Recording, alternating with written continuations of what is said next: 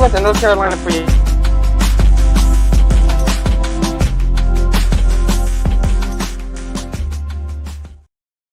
Hey y'all, what's going on? It's BarbMeetsWorld, and we will be discussing The Real Housewives of Atlanta's season 16, episode 17, Game Over. And that just so happens to also be the season finale. So you guys already know we're about to get into all things that happened during the season, that happened during the episode. We're going to get into some cast looks at the end. So make sure you guys do stick around for that. Talk about some reunion looks. And without further ado, I am joined again by my lovely, lovely, lovely co-host, none other than California Cutie.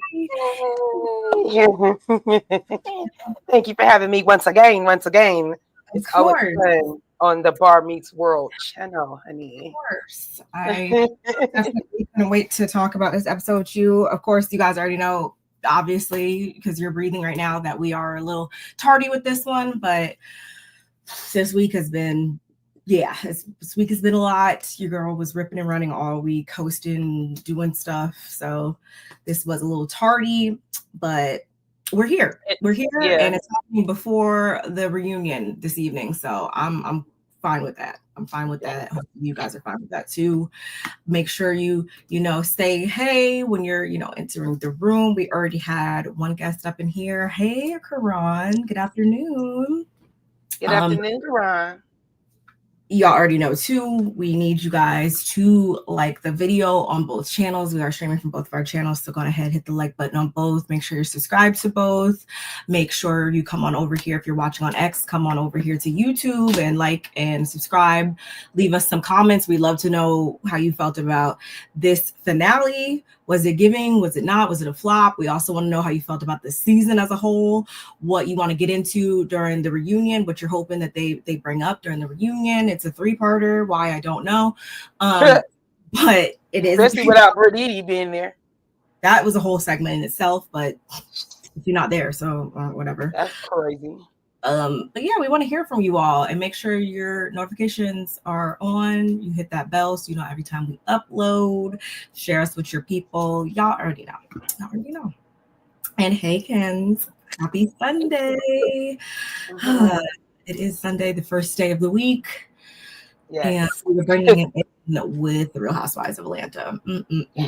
How did you feel about this finale? Like, was it giving? Okay. Not one of my favorites. Not one of my faves. Not nothing I'm gonna go run home and tell my mama about all the way in Louisiana and Shreveport. And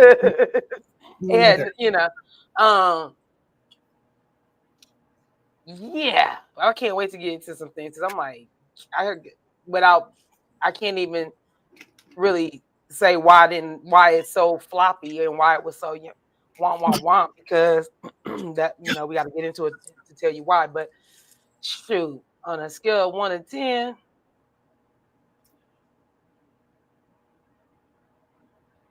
I'm gonna give it like a 6. Yeah, I think I'm with you with that too. I think a lot of the scenes were filler scenes. We're still talking. I feel like the main issue that was spoken about this episode, just really, I don't care about it because I know it's founded on some BS. So it's just like, why are we even focusing so much of the episode on this issue when we know it's just insignificant in the long run? But overall, yeah, I can say, I mean, there's, of course, we're going to talk about it with you all. There is some things to talk about, but overall, no, this doesn't compare to, a Salt Lake City finale or hell, who there's been better finale. I think Potomac finale was better. Like, it didn't even feel like a finale. It didn't. Until we got to the part where at the end where the what's going on with them now. I was like, oh, this is the finale, huh? Yeah. Oh, game over, huh? It was weird. Thank God. It was very odd. I did catch Phaedra on Watch What Happens Live. She didn't say anything new. You know what? That's what I was supposed to watch. She was up there with Ariana Bierman, Kim's daughter from Jen. Oh, I definitely didn't see that. How's she doing? I was more interested in the things that she was saying. That's what I was at. Do you see what I went to? You see exactly what I went to. Between her and her sister freaking carrying the whole family on their back financially. Right. There's because she's on the new show, huh? With the girls. I mean, with kids. I haven't watched it. Next gen. I haven't watched that. I haven't watched the Shanti and Nelly. You know, sidetrack. Sorry, guys. We wait for people like half to come in the building. But I haven't watched them because I did start watching Love Island, sister. I'm on I'm real early. I'm probably like episode 5 or 6. So juice. Oh my god. That's why I'm not on anything else, and that's why I haven't started anything else, because I was like, these episodes is so much, it's so much. And so every day. So it's like, yeah, when you call me and text me about it, you was like, since you watch with the eyeballs, I was like, it's good. And I've been wanting to watch it. And I have caught Larger Curve, shout out to Larger Curve. Yes. I caught one of her reviews, I think, and she was talking about one of the guys. I feel like it was Nick. I'm not sure, and I know Nick now, but he had a little whoopty wop right here, a little friend hanging out. And so I was like, I got to get on that. And so finally I'm on. So just, I mean, in my busy schedule, I did get on. Love Island caught everybody by storm, y'all. So literally, if you say you haven't been watching Housewives or anything like that, because everybody and their mother has been watching Love Island, to the point that I had to just finally see what it was about. And I'm really mad that I didn't start watching it from day one, so I could have attempted to come up here and talk to you guys about it. I think we're on episode 28 now, so unfortunately. No, when I went on, I went back and I saw it was 27 episodes. I was like, I'm never gonna catch up, but it's okay. Lot, but it's okay. I'm having a good time.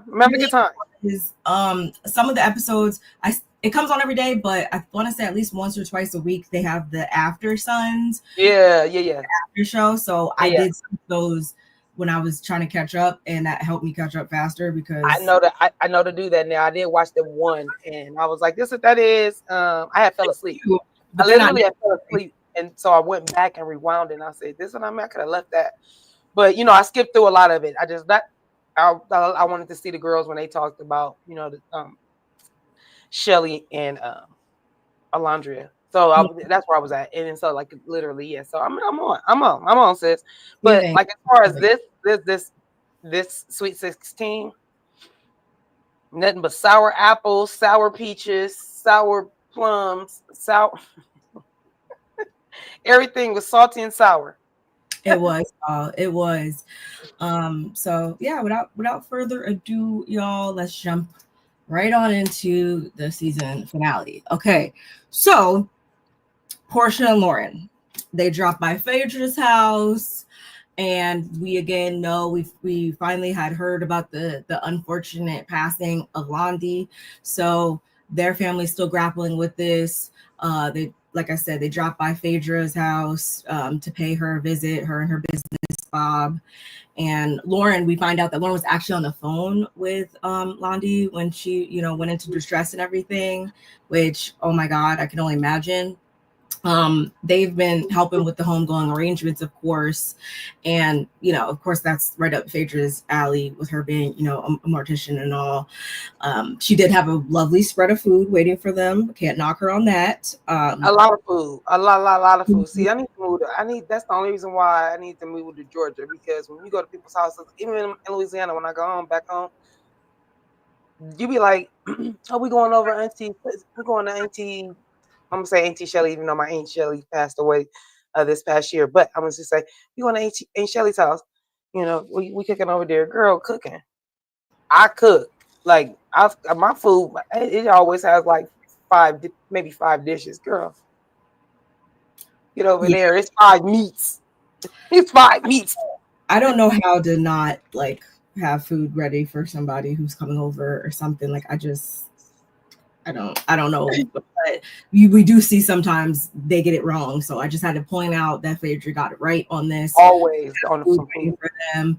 They're discussing everything that's going on, and she does suggest that they do a butterfly release at the service, which I'm so mad I didn't think to do that at my grandmother's service. But anyway, because I'm adding that to my list to my kids.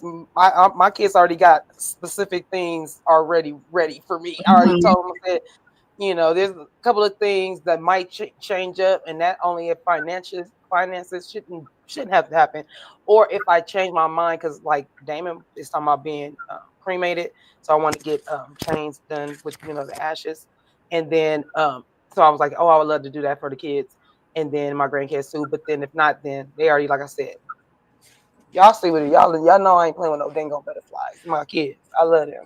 I love a butterfly, and I know it's similar, symbolic for a lot of people. So I wish you would have been able to do that for your grandmother too. Hey, cousin, how you doing today? And like she said, don't forget to like the video on both channels. And our brother Sodab is in here. We having us on the computer and the phone. We appreciate the support always. Absolutely. So thank you for y'all rolling up in here, because this was very impromptu. Y'all, I literally put this up this morning, and you guys were on it. So I thank you for that. Yes. But yeah, she mentioned that, and what was more so like distracting was the fact that Porsha asked whether or not Porsha or the owner, she had a little blonde moment. She had a little simple moment. Y'all know Chrissy Snow. She had a Chrissy Snow moment. For those that know about Three's Company, she had a Chrissy Snow moment. I wish my hair was down so I can play in my hair and dingleberry myself like. That's Porsha. They come back to the owner. No, they're not doves. They're not birds. That is Porsha. Hey, in the building. What's going on? Hey. Mm-hmm. I don't really have much more to say about that other than I hope everybody is pouring their support into, like, I don't want to say forget about Porsha. Yes, it's her cousin too, so of course support her, but more so support Lauren, because that's traumatizing AF to deal with. And they were like closer than close. Like you said, they're just having champagne on a weekly basis. Like they talk literally every day. Them two were like, closer than her and Porsha. Absolutely. And that's the, what I found was in bad taste too. Not like, I sometimes I feel like you try to make light of things, but when Porsha, gave Phaedra her compliment on her bob, which was a cute bob, by the way. And she said, oh, yeah, this is my business bob. And she said, oh, that's your burying body bob. And I'm thinking, who said that, Porsha? Yes. I mean, but everybody agrees differently. And I said that. I started with that. I did start with that. I said, I'm not saying that. I said it was kind of in bad taste. Not for nothing. If it was just them two, okay. But because your sister, who is probably more traumatized by what happened, I don't feel like Lauren laughs it off, but I just feel like sometimes Porsha doesn't read the room. But I know they're grieving. I mean, I don't know how many they are talking about. They're there to talk about the service and stuff, and in Phaedra's true fashion, Phaedra either wants you to turn around, let me look at your ass, let me squeeze your boobies, or somebody's finest, or cutest, we just talked to the pastor, that you said something. Ain't he cute? Damn, Phaedra, like everything always, all roads leads back to sexual feeling, or did it make your coochie twinkle? That's what I always give him, Phaedra. She's always asking us if our coochie is tingling. Like, it works. We good. Why do you need to know that my shit over here doing what it do? Whether it's getting moist, if it's drying out, whatever it is it's doing, leave me alone. Mine's not drying out, let's be clear. Yeah, she's y'all know she's a weirdo, and I've been trying to figure out this whole season why the last 2 weeks of the season, let's be clear. I've been trying to figure out why she's here, and this was just another scene of her just adding nothing that I found valuable to it except for some sexual commentary. That's 2 shows that she was on that we didn't get a damn thing from. So why do you guys keep asking her back? Inquiring minds will never know, apparently. Moving on. Like JJ say, moving on. Exactly. Angela does have a therapy session with her therapist. Coincidentally, Dr. Wendy is her name. And they've been seeing her since 2017. I think Charles sees her separately. She sees her separately. They see her together. Like, she's been the third person in their marriage. Okay. That sounds crazy. Not to say, I mean, when she said it like that, I was like, that's literally iron my shorts, and I was like, her person in my marriage. I wouldn't say that about my children. I wouldn't say that about my kids though. Like, I'm like, I know what I mean. Man, I don't think it's harm about it, so I didn't really like take that a certain way. But then, how long have you been in therapy? 7 years, 8 years you've been married. That's the thing. The goal is never to stay in therapy like forever and ever. And it's also like, okay, the minute that she's not in y'all's marriage anymore, is it gonna fall apart then? Like, are you using her as a coach? Okay, that's what I was saying. I was wondering. I was like, sister, are you okay? Because I'm thinking it's a little excessive. And even Charles had to tell her like that bill is. That's a lot. Well, I mean, that's why you can't get no money for your houses. You over here paying a therapist. Yeah, that's a lot. And yeah, again, like the goal is to gather the resources in order to do this without a third party. So, but hey, come on. Okay, moving on. There you go. Grab the tools, then use the tools. Yeah. That's it. There's no third party in the marriage unless you are in therapy. But if you've been in therapy 7 years of the 8 years you've been married, you want a well, that Madison Square Garden BS happened right after they got married. So yeah, they kind of that did plague them from the get-go. I don't think she's. But then it was infidelity. Wasn't it an infidelity as well? Yeah. Okay. That happened up in there. So that was I just hope they're like as secure when she what if she decides to retire? Like, I hope she's they're as secure as they are in front of her as they are when they're not in front of her, because you have to be able to hold your own outside of the therapy session. She can't follow you forever, but whatever. Sure. Maybe she needs to talk with Primary Night. You can show her how. Okay, see. Hi. We're super late with this. It is totally okay. They're super late. They're super late and tired and get off our screens. And now we got 3 more episodes of some BS, because I know so much that they're gonna bullshit on this reunion. The only time we're gonna get some realness is from the stupid cards that Andy's gonna read this supposedly from us. That's it. I didn't ask those questions, but anyway. That's what I'm saying, but I'm saying that's the only time we get it. And even the people that call in on his show, they be like, read me. We want to know I'll be like, right. Go ahead. Angela's upside down on these homes, as we've been hearing all season. And at this point, if she loses him, she loses him. It's not even worth the stress, because it's put such a strain on their marriage to the point that Charles is no longer he's no longer investing. He's over it. He doesn't want to have anything more to do with it financially.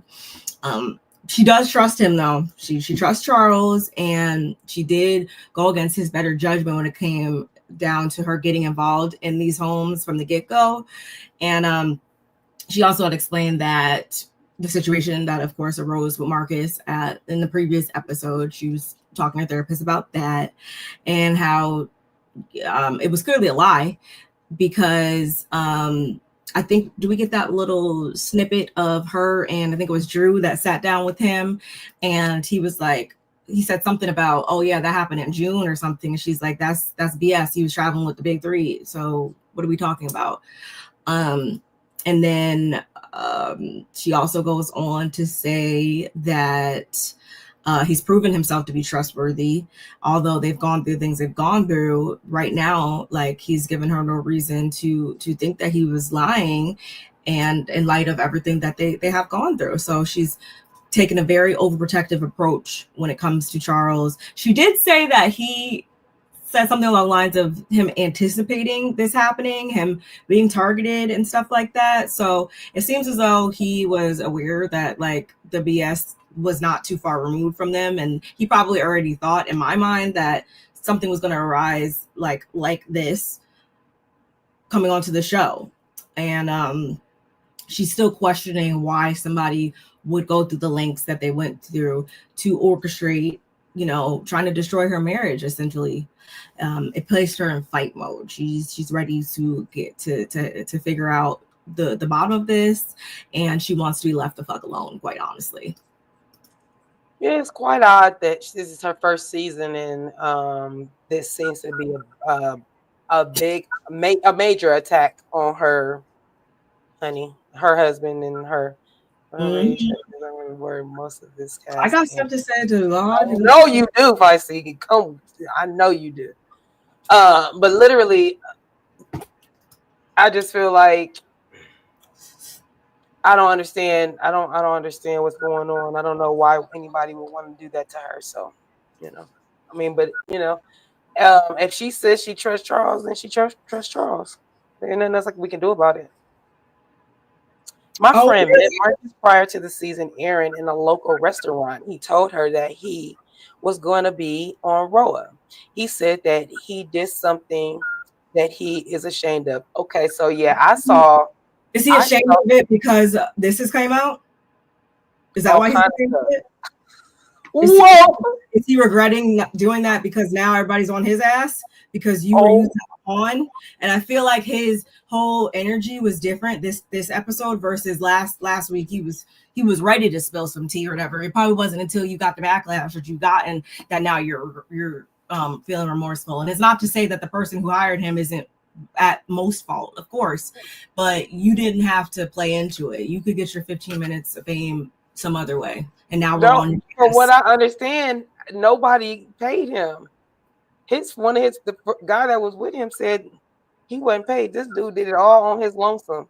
I said, "Oh God, this dude he was there. He went to the restaurant when he came back. This dude was already doing the toast with the people. He was like, what in the world is going on? So this dude did all this stuff all on his own, like all on his lonesome.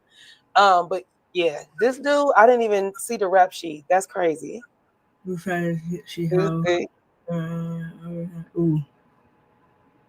We'll see. That's crazy. Hey, Cleopatra. Hey Cleopatra. He's a reality show chaser. I saw that instantly. And that's why I don't feel bad for any backlash that you're getting, because there's not all money is good money, not all like good things.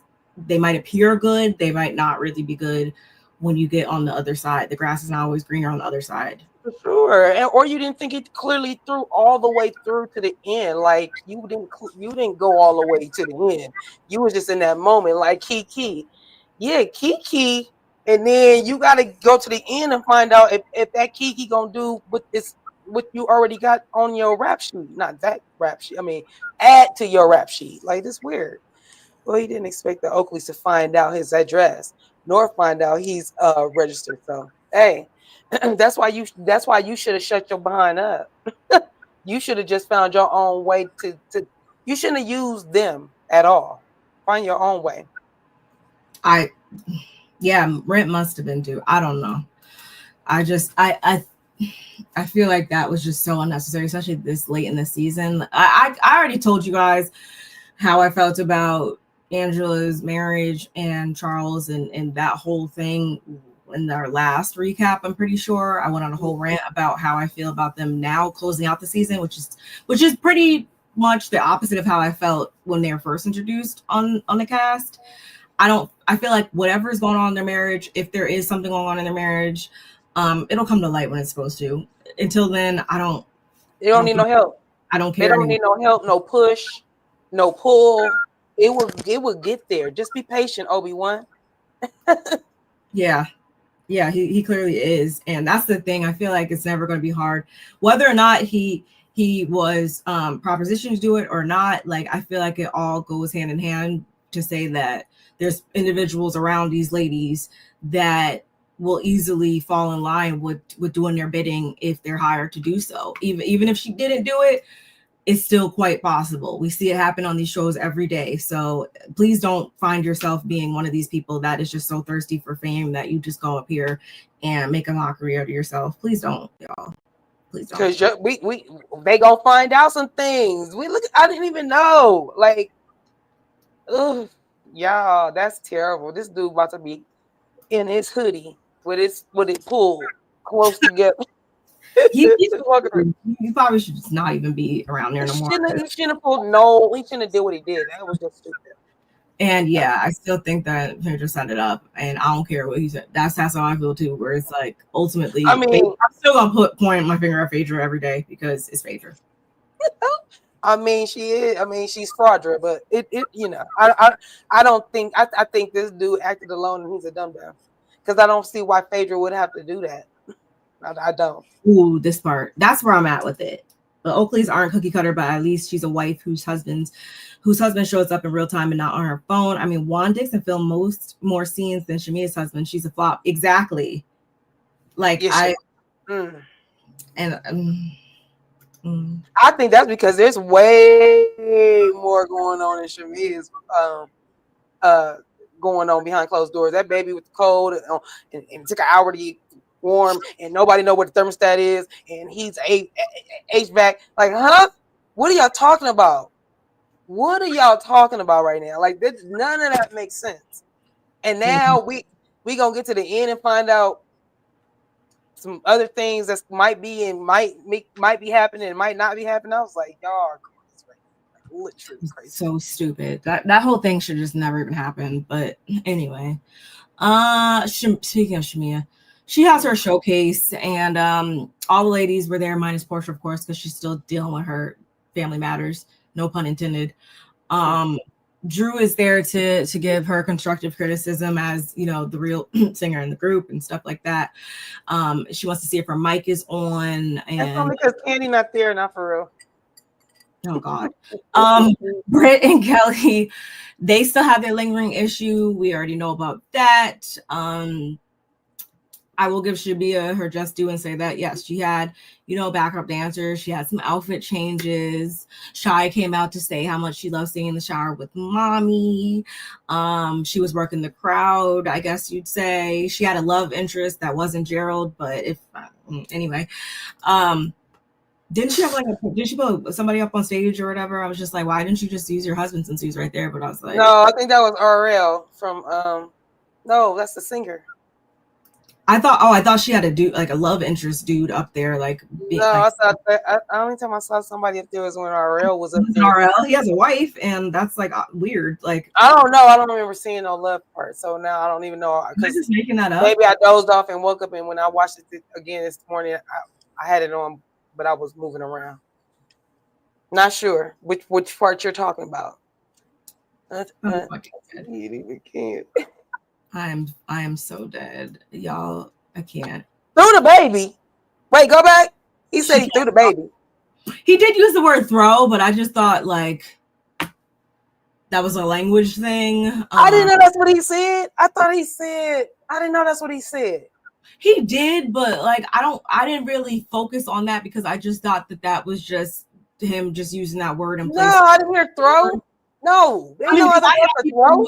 Whose first language isn't English, and they sometimes use words incorrectly or say like close the lights for instance. I get you. Like you turn them off. So I just I'm trying to give them a bit of the doubt on that. So what did you take this as? So what did you take it as? I was more so focused on the fact that why is he calling her, interrupting her on her trip in the midst of dealing with this and not handling it before calling her. I was more so confused because being the HVAC king, why wasn't like what is going on with the temperature? Where's the temperature regulation and where's the heater? Where's the electric heater? Right? There's like if you don't want to do the whole house or one marriage, I feel like in that situation, that home life, and we gathered that, y'all, and we only put in a warm bathtub. It was what weird. Are we talking about? Put her in a warm bathtub, just like you put them in a cold tub when they have a fever sometimes. Because that's what I was thinking. I was like, maybe the lady gave her a cold bath. Maybe she had a fever. She gave her a cold bath, and that's why she had her cold. And then they were saying, you know, they like, you know, like the hospitals are so cold for the, you know, to keep the viruses and things down. So I was like, okay, maybe she was thinking like that, but maybe got no socks, no robe, no sleeper, no nothing. He gave her enough enough ammunition in that 2-second call or whatever in order to know what type of time he was on, other than just focusing on that. Like it was the entirety of that even happening. Yeah, the way that told me everything I need to know about what's really y'all's dynamic for real. That's funny. I saw that. I was at work last night, Mookie. That's why I was like, I missed the combo, but you know what? I haven't listened to the whole song, all her music in my car. But when she dropped it live, I was trying to listen when she did her live review on YouTube. But it was muffled. People were talking over it. I couldn't hear it good. But what I could hear, and you know, her lip singing or singing with it, it was sounding pretty good. I was like, okay, girl. Oh, the track was up loud. You mean louder than the microphone? Oh, why you talking about somebody? That's why, because you don't want to be out of breath while you moving. Talking about. I mean, everybody can't be Beyonce. At least you said she sounded good though, so I'm not mad at it. Yeah, me either. Shamea provided New Yorker dancing mediocre outfits and a cockatoo haircut, a flop after spending a year saying she was a better singer and actress than Drew, but then went on to say she hasn't done this in 20 years. I was like, boom, boom, boom. And you came for Drew, and Drew was like, she said, I was the listening police. I'm the listening police. And girl, that first song you know how much her husband and her mom alive, they are all in on it. There is no language barrier. I feel like that's what I was like. I've worked. I don't know if they're not Nigerian. I don't know if they're Nigerian or not, but I worked with Nigerians. They owned the salon I worked at for years. I had to go upside one. Well, I almost went upside one of them head, and it was the owner of my shop. But they crazy because they, you know, the women are beneath them. I don't care. Like my grandmother's going, child. My grandmother was about to get with one. Same one I was about to get with. He was talking mess to me. He didn't know my grandmother was sitting in my chair. And because my grandmother is chocolate. It's my mom, she's chocolate. So I don't look like her. Oh, I do. My eyes are small like hers. But literally, I don't look like my grandmother. What? I haven't even heard him talk enough to know if he speaks good English or not. Like, I don't know this man. So when I hear, all I'm saying is when I hear somebody say that, I don't just jump to them.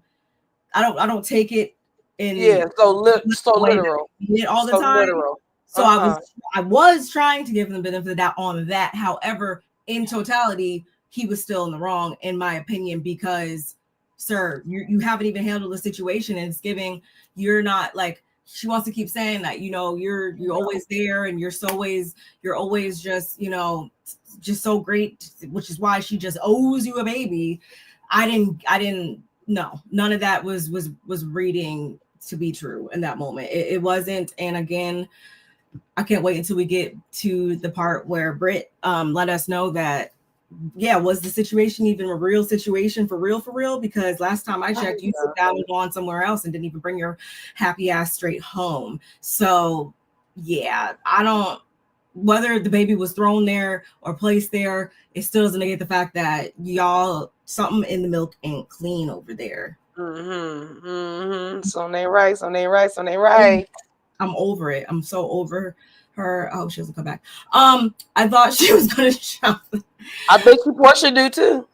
I was kind of confused about going back to the mediocre outfits. It was like the coat that she had on when she first came out. I was like thinking like right when she started singing, she was gonna like toss it off, the coat off, and like I'm thinking it wasn't given like that. Kind of confused me. It was giving Beyonce trying to have the trench coat on when she was doing the with the bounce. What was that? It was 2007. I had just had my kids, so if you're doing anything from 2007, the ring the alarm, baby, ring the alarm. It was stop. Y'all, I need y'all to stop trying to recycle the same stuff. It don't work the same. I don't care if you recycle it from 20 years. I don't care if the style comes back. Stop recycling shit. Stop doing that. Because I did want to talk about that too. So I'm glad you brought that back up. I can't even read the comment yet. But Shamea, all that money you spent on production and all of that and all that, I feel like you need to be, the production was nice and everything, but I feel like you haven't been on the stage long enough. I don't think that was the right time to do that. And I think it was too long. I think, you should have gave them like three songs maybe. And then it could have been top performance, like, you know what I mean? And have them salivating. You probably did the whole album. And it was too much. Jimmy, everybody. I just need to spin the block on this. That cockadoo, that what she came in when she had the tuxedo looking like a penguin. With the leather shorts, glasses. No, when she came after the show, when she went and the leather shorts and the grill. Oh, it was those shorts was leather in the teeth. Leather, I don't know the teeth. I didn't like the shorts with the leggings. The stockings didn't really match. I feel like they should have been more shimmery, or I don't know. The browns didn't go with the brown of her skin, so it wasn't giving nude. It was just off. I just did not like it. I just not like it. It was, I was just about to say it was really giving like a little talent show type, and I didn't even read it because my comments. I like the idea, but it just the execution. Maybe because I'm already just annoyed and over her from the season in general. I was just like, okay, it's still. At least you had time to do all that. It didn't wow me. I wasn't like, oh my god, like yay! When did you have time to do all that, y'all? Artist on the show, but it's okay because Drew was there to let us know that one of them notes didn't really get belted out how it was supposed to. Brit also was like, her voice is very nice, but the performance work. So I'm gonna give it E for effort. I laughed when she said that. I can't lie. Gerald gave her at least like 24 roses. But the real drama transpired behind the scenes backstage once the show concludes. All ladies are back there talking about how great it was, yada yada yada, and just like, you guys get the invitations to my gala. We're trying to feed 100,000 children through the Charles Oakley Foundation. They were like, yeah, we got them, cool. And so then they bring up the fact, I guess, that they could use like their social medias to market the event and stuff like that. So Drew turns to Kelli and she's like, how many Instagram followers do you have or whatever? And she's like 150,000. And because Brit is right there in earshot, she's like, fake followers or whatever. And Kelly's like, ooh, what was that? She's like, well, because she rose like 80,000 followers in like one day, so it's giving you bought them followers. And Kelly's like, well, I know, I didn't know I had a stalker watching me. It's giving very much you're trying to be in competition again. And that was that. But I thought that was funny. I did laugh at that. She comes over to thank them for supporting her. As we said before, she had on that penguin leather short situation on. And apparently Cynthia had already came by there before the show. She came by there before the show. Like I said before, we know why Porsha is absent, which Shamea was very understanding of. And before we know it, they have a quick little one-on-one, Shamea and Brit. And Shamea asks Brit, like, Cynthia told me that you were still talking, ish about me to Porsha. You're still telling Porsha, BS. And we get that unseen flashback. But Brit's like, yeah, well, you did have 4 things to say about her. And Shamea, of course, calls her a liar and how she's jealous because she's forming a friendship with Kelli. She's taking her bestie away. And they start to get kind of fired up. And we're starting to get closer to what we've been hearing all season, which is that Brit talked negatively about, she said something negative about Shamea's child, right?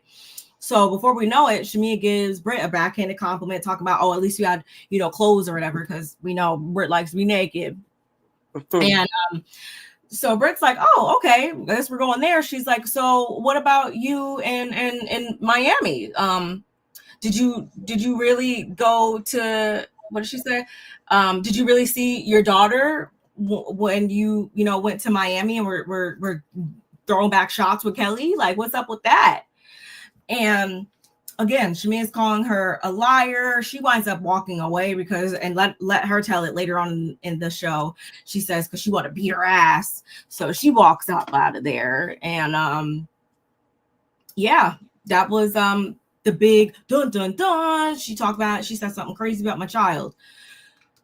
Did you feel like that was her talking crazy about her? Hey, Kevin. Yes, what up? Did you feel like that was her talking poorly about her child? What did you think about that whole? She wasn't talking poorly about the child. She was asking you.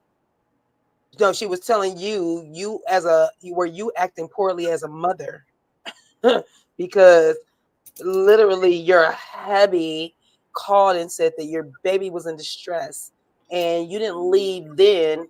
And since you didn't leave then, it didn't seem like you were in a rush. If that's what you were saying, Brit, you should have just said it like that.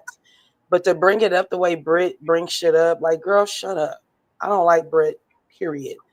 Shamea walked away because Brit was about to blow her. Then see, that's what I was gonna get that, because like literally I think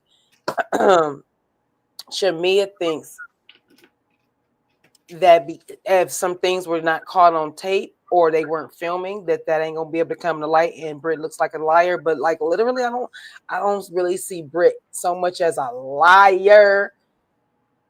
She is a liar, but I'm saying like that's not what I don't like her about. I don't like her because I don't like her as a person. She's just not cool. Like I don't like her. But not to say that she would just lie on Shamea. I don't feel that. Shamea, I don't know. You're moving around the circle a little weirdly. You're trying to get in where you fit in, and then you're trying to you're still people pleasing. The craziest thing that she was Porsha pleasing. And now she's people pleasing because they're like, well, there's something going on with you and Porsha's relationship, your friendship, y'all BFFs, da, da, da. And she's like, no, it's not. This is just how I am. And now everybody has said enough and poked enough holes in that. Then now you're on their side, like, well, I guess y'all right. Like, now I'm just gonna I'm just gonna take care of me. But in that you're starting to lean over to everybody else's opinions and thinking the way they think or how they, I don't know. You're not being yourself. You're not being yourself is what it is. So yeah, Shamea is weird. Shamea said in one of those interviews that Brit called her child. She did. That's what I was expecting to hear all season. And it's like, if this is the scene she's talking about, this is where we were supposed to be like, oh my God, Brit, you are not shit. You talk about that lady's child. That didn't move me. The only thing I was moved about in this conversation was, oh, so you took that ass to Miami and was throwing back shots. But daughter was in the room cold, dude. I ain't trying to call nobody bad mom, but all I'm saying is, as mother, you wouldn't have called me up in Miami throwing back shots. You would have seen me at home at the pediatrician, whatever. That didn't really give, like Feisty said, Shamea lies for sympathy. That's kind of what it's seeming like, because yeah, like I said, the mama is there and Gerald was there and the nurse was there. Why are we calling Shamea? Shamea does be out, man. She does be, and I'm not saying that to say I am not ever trying to police anybody's motherhood and say you need to be by your child at 24/7. That's what did y'all not just hear? Did y'all just not hear me say to y'all, how did she get all that production done? Shamea how do you get that production done? How do you get all that done and have a job? She got every restaurant opening. If I go to Shamea's Instagram right now, y'all, and it's not to say that you can't pop out and show up for your friends. I don't. But not with a sickly child. But they got enough money.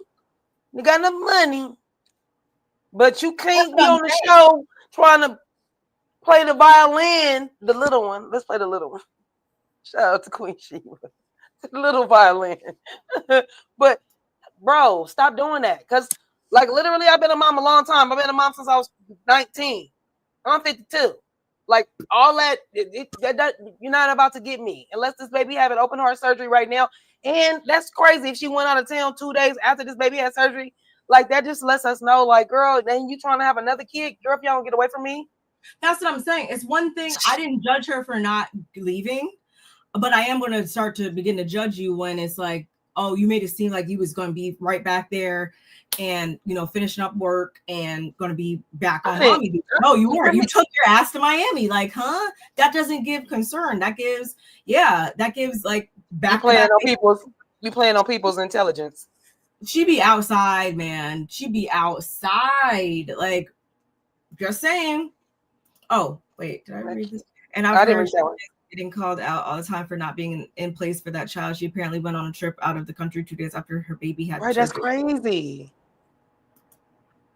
Now, Cutie, as a fierce mother, please tell me if you would have extended your vacation after getting a call like that about your child. Are you nuts? First of all, I have to have everything like right. Like, but we talking about sickly children. I don't have any sickly children. Thank you, Lord. You know, that's insane to me. Like, I have my grandbaby's on the spectrum. She's beautiful. She's downstairs right now. You know, I have her for the summertime. She's down there. Shout out to Blazy Blaze. But literally, if there was something wrong with my kid, I'm not particularly, because I don't trust nobody.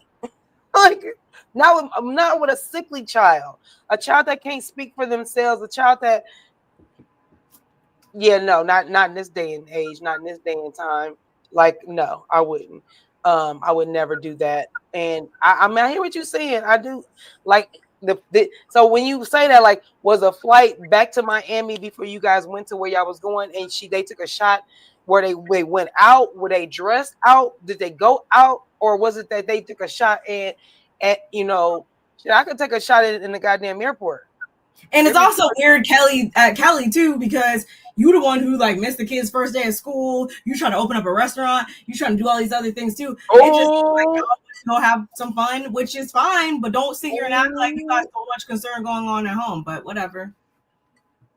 Birds of a feather. Go ahead, sis. Go on next thing. Go on to the next one. That's crazy. Was there anything else with this? Then I feel like we got like many like filler little clips here. I don't know why the fuck Brit was on a private jet. The whole thing was a filler clip. Kelli was home with her girls, and the only issue I had with this scene was when she asked her daughter to put do you mind putting that bacon in the oven? And she was like, yeah, I do mind. I wasn't allowed to say things like that to my parents, but okay. Okay. I have teenagers. They say stuff like that, and I have to look at them like, and they be like, "No, I was just playing." I'll be like, "So there's times where they're just playing, and there's time when they're not, and then there's times when I'm in the mood, and there's time when I'm not. So you can choose your poison. But if you catch me on one of those days when I'm not in the mood for your shenanigans as a teenager, let's be clear.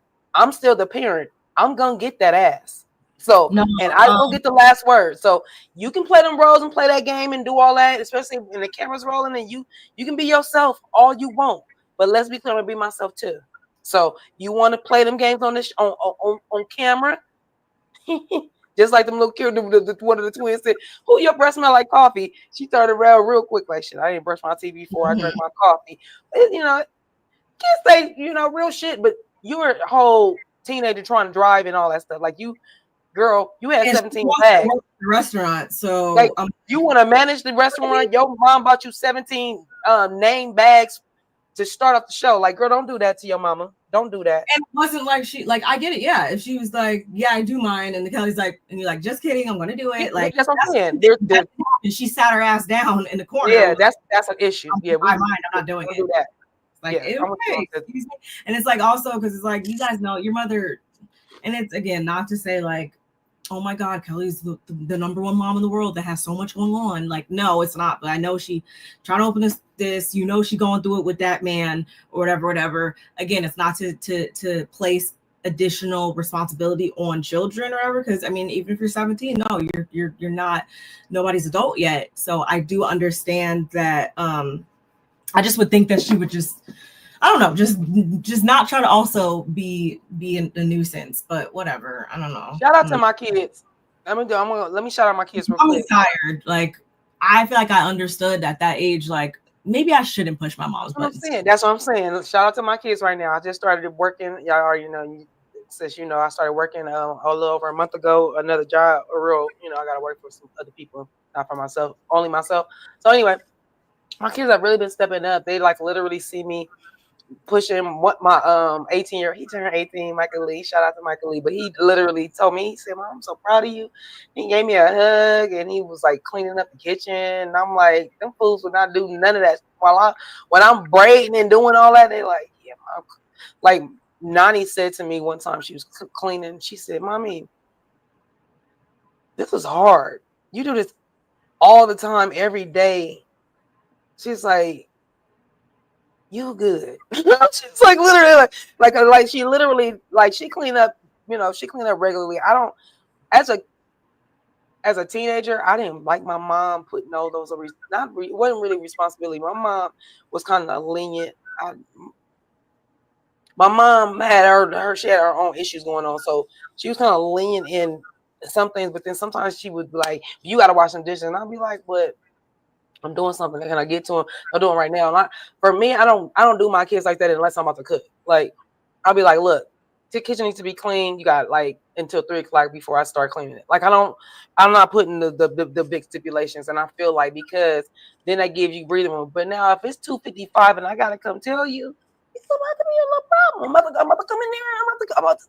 It's about to look real ugly. It's about to get real ugly because I'm about to cook. I told you at 3 o'clock. So now 2:55 and I'm coming to tell you again, problem, issues. So literally, I just feel like the way they see their mom, especially the 17-year-old going through it with not her daddy, but her stepdaddy, which means she deals with your daddy and she still deals with the younger kids' dad with this divorce. Like, you should give your mom a little bit more grace and help out a little bit more. Now, maybe she does. Maybe she does. Because, as parents, when we have older children, we will put a lot of responsibility on it. Like, your sister needs you, your brother needs you, I need you to watch, and we're not paying attention. We're just like, this is what you should be doing, but they got lives too. And so that's why I don't put that much on my kids. That was my point. I try not to put as much on my kids because I know they are people.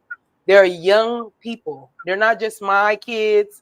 Yes, I brought them into the world, but they're young people and they have minds and they want ideals and they got things to do too. So you just can't just do that all the time. And they be having mood, and she got all daughters, so she got cycles going on in there. She got cycles. I have 2 daughters, and thank God they wasn't around the same time, or I'd be in trouble. One is 33, one is 20, so 13 years apart. I'd have been in trouble if I'd had 2 girls together at the same time. Yeah, no. I really like this point because I didn't even think about that, but very true. Read it to me, sister. Read it. And Shamea missed an opportunity for someone so desperate to be on this show. Imagine if Shamea got that call in the van, went to the villa, packed, and then had a jet or had a helicopter on the lawn take her to a private jet. That would have been a huge flex and on an iconic Housewives moment. What the purpose of marrying a rich man if you can't pull stunts like that?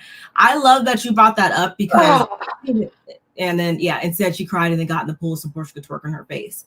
I love that you brought that up because I didn't even think about that when it comes down to it. We watch the show, right, to see individuals living the lap of luxury and lavish and all this stuff, right, y'all? So when you think about it, I don't really feel like Shamea had her party, whatever. Her husband got her a $250,000 car. Ooh, that was cool, but she really could have used that opportunity to freaking flex some time to have. That flex would have been so jet.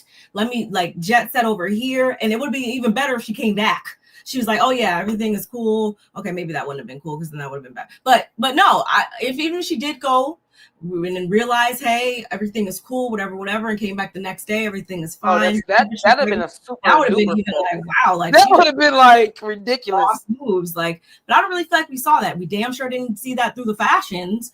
So I feel like the mark definitely was missed there, and it's just stupid. Which brings us to, was she as sick as she said? I mean, as sick as Gerald said. Or did he just take that moment to make Shamea be in the moment? Like, was he frustrated? You think he got frustrated? No. Like, how dare she be gone? Don't you? That's what I'm thinking. I'm thinking, how dare she be gone? And if I see what she's saying is true, and she leaves after like when after the surgery and stuff, or she's always on the go. Yeah, Gerald might have some things, and that's why she's so thirsty to give him a son. Like, well, I'm gonna give him a son, so maybe maybe he'll have bonding time with the son. No, he's not. He's gonna do the same thing he does with his girls. That makes me nauseous every time she says that. Yeah, because it's stupid. My dad has 6 girls. I'm his only son. That's how I feel about my I'm his only damn son. I love football. I love basketball. I don't love basketball. I like and basketball. My dad, I'm his only son, and I'm born a day after him. Dirt biking, we used to ride 4-wheelers, we used to do all of the things. So I don't really, I mean, no, I do understand people say they want to, like, okay, you want to experience both. You want to, I get that. I don't feel like there's anything wrong with that, but to continue to go after that when these are all the odds stacked against you, that this child is still not in the clear health wise. No. I wouldn't be like, yeah, let's go make a son. Like, no, I wouldn't be doing that. But and I told you the last time we met together, sister, I said I think they should hold off a little bit. I think Shiloh should get a little older.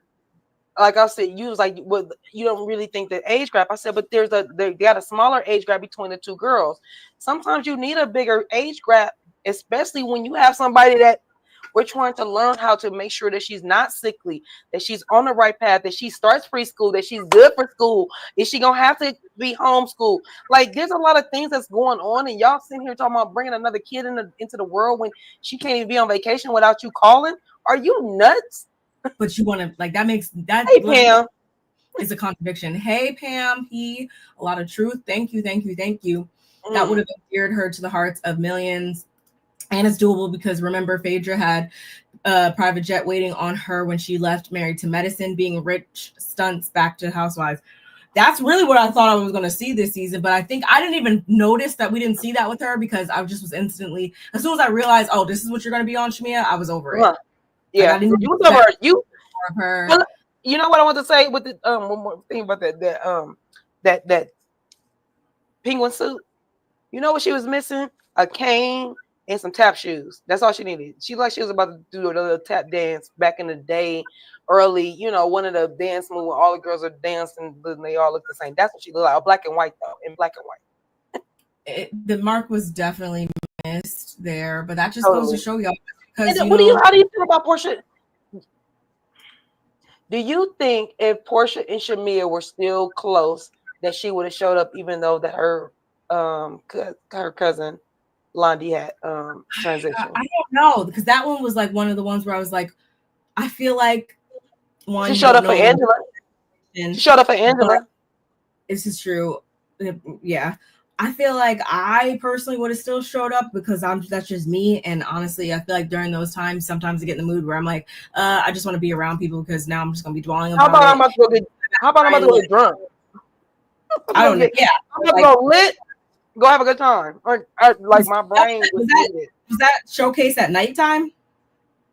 Yeah, because I think so. Because Cynthia, remember, she had a flight to catch. I think she was going to go see her boo thing. Probably. I don't blame her. I think that's even more. It was a nighttime. I'm sure it was an evening thing. That's even more of a reason to show up then, because what funeral arrangements are we doing at nighttime? Okay, because she just all at the house. No, yeah, they might be all at the house. Yeah. Reminiscing, getting the funeral service, getting the pictures together, getting videography. People are dropping off food. I get it, but I don't know. A couple of hours. I'll be back. I'm gonna go support Shamea real quick, and I'm still doing the Housewives show. We gotta still tape. So I'm gonna just go show up real quick and get in this. I feel like Porsha is letting us know. Like, she's like, I show up for Shamea. I don't, however she shows up, I'm here, and and if she treats me any different, I'm still here. Girl, shut up. You girl, what? That's not true. And it's no disrespect to, if Shamea don't show up for you, then you don't show up for her, and it's okay. But to sit there and try to act like there's nothing going on, like, and it's all Shamea, no. No. It's so tired. But Yeah, I felt like these little fill. This was like filler city right in Filler between. time, not Yeah. Miller time. Filler Um, time. and yeah, Kelli was still just talking about how she's, of course, trying to open up this second location, going through things with that. She's still legally married too, which can cause, concern with this Oh, other asset that he might try to, freaking go after. Who knows? Drew and Ralph. I love how Drew handled this. She handled it a lot better than I would have. I feel like, because I'm like, what the you got to talk? Like, you're not trying to. He made Ralph wanted to make sure he got in front of our faces, our TV screens one more time this season. I feel like this was the show of that, because what the fuck do you mean? How the hell do we get here, Ralph? I don't know. How did we get here? Like, I felt like he was just trying to gaslight her in that moment and gaslight us as the audience, talking about oh yeah, we had to figure out how to be married. Now we have to figure out how to be like co-parents now, or, I just want us to be good and stuff like that. But you continue to do stuff to play on to play on her. Like, Ralph, he should have.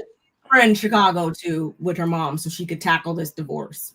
Where's his family? Where is his family? Do you have a family? Do your he has Courtney, remember?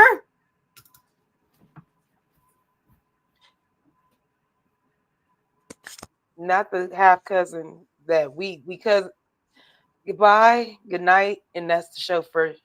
Give us a like. We're done. I'm just joking. See? I'm just joking. But anyway, literally, I'm glad you said what you said. He literally played in our face. I need one more, let me I need to earn the sympathy of some pick me real quick. Where's the pick me's? Let me get my shit together. Hey Drew, can I come upstairs and can I have a moment where can I talk to you? Sure. And here go Drew trying to flex with her friend. Yeah, he gotta call me to come upstairs. He needs to be calling you to come over to your house, not to come upstairs. Okay, let's be clear. You sound stupid. I hate that for you. I hate that for you. Because I would leave that house. I wouldn't even live there. I wouldn't give a damn. He bought that house without even asking you, putting you in it. I wouldn't leave that motherfucker for him. You can have this ruggedy shit. You can have it. I'll go move it to a 1-bedroom. You keep the kids.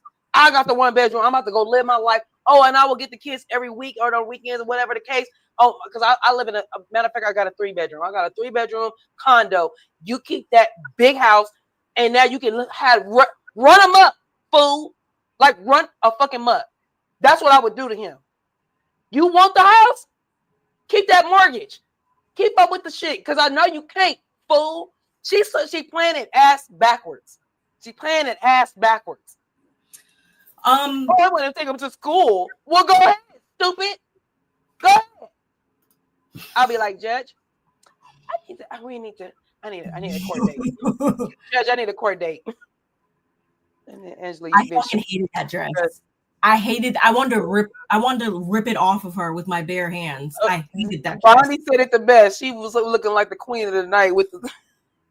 It's like, where you gonna find that shit? Like, I think that piece was an add-on. Wasn't that the hoodie with the gloves? It was like this corset. No, the corset was one thing. I think the glove and the hood was another piece that she tucked into that. I don't think that came together. I promise you, I don't think it came together. It's so embarrassing. And just before I even talk about this, well, actually, I don't have anything else to say about this. So just going back real quick, I forgot to say, Shamea, I feel like it's also telling that, yeah, you did have a little additional excursion on the back end of the cash strip, because, yeah, where else did you get strep throat from? Because none of the other ladies have strep throat. Goodbye, good night, and that's all, folks.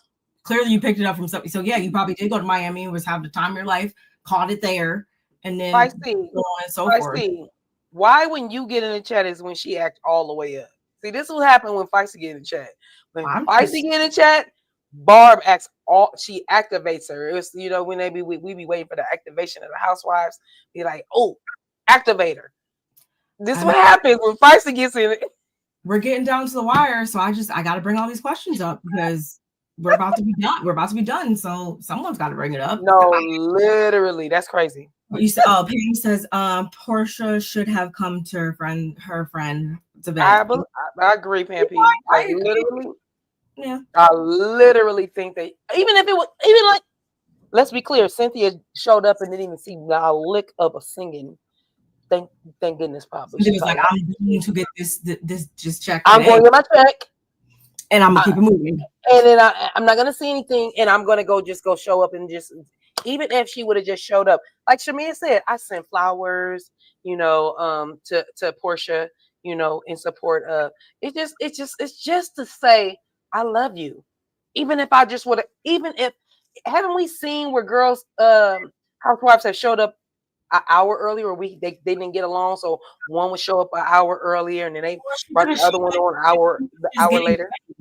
Like in the back behind the scenes, she could have dropped dropped her off a freaking tea or something, or flower. I don't know. That's what I'm saying. A gesture. A gesture. That's what I would have did, but some sort of gesture, like the gesture that my sister gave me right here. Yeah, I did. My sister bought me for my birthday. She know I love hearts, and it's my birthday. I'm just bringing up. I know Barb is great. I'm just speaking for the people right now. Yeah, I don't think I have anything else to say about Drew and Ralph other than if she comes back next season, make sure he's not a part of it and make sure he's not in your basement. I agree with everything you said, though. Ralph he was looking for a moment. So is Check going by? I hope he don't come to reunion. We don't need him at the reunion. He's there. Him and Dennis. Why? That's right. I didn't even think we were gonna have a men's segment for a minute, but whatever. Why? We had Chuck. We had Chuck. Chuck came through. Chuck? Charles. I called Charles. I thought you meant Chuck. I called Charles Chuck. I was like, because in this next scene, I was confused. I was like, when did Chuck start going by Chi Chi? Oh, that was crazy. I was like, wait, what? Are they trying to? Why are you trying to put the name? Stop doing that. They put their minds up because they trying to play head games. I seen that. Sis. We went specifically by Shaq over there, so I was kind of like, okay, whatever. They have a little date. I don't even care. I think I went to the bathroom at this point. If y'all watched this last season of Married to Medicine, season 10. Then you're familiar with this young whippersnapper who Phaedra is allegedly dating,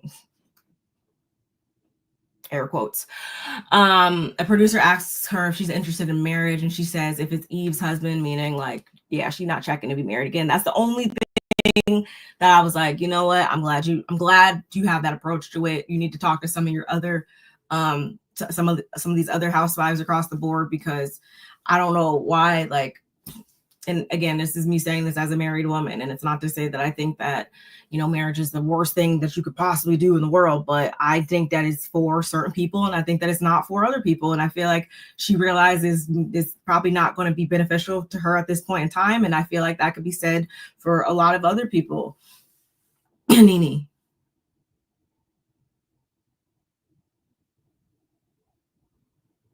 Hell, fucking throw Kenya in there too. You're on mute. Unless you get somebody that is on, like, you're not looking. Usually, love or marriage or partnership or mateship, whatever it is, it usually comes when you're not looking for it. And so that long as you keep the mind of not looking for it and the open mind that when it does happen, because you can't control it, you just don't know what the fate. You can say all day long, I'm never getting married, and then 3 years from now, I'll be like, damn. It better make sense. I said I wasn't going to get married. But the thing is, always keep your boundaries. Always know learn from the mistake that you had from the marriage before. And that's why I said, you might find that person to be like, girl, I don't want nothing from you. We can do the prenup. I'll sign. What's yours is yours. What's mine is mine. And what we accumulate, we can salvage through after the fact. There are people out there that are like that. So I'm just saying, I don't see Phaedra getting married no time soon. Especially to no young whippersnapper, and I'm not. They're fun. Like, let's be clear. That's fun.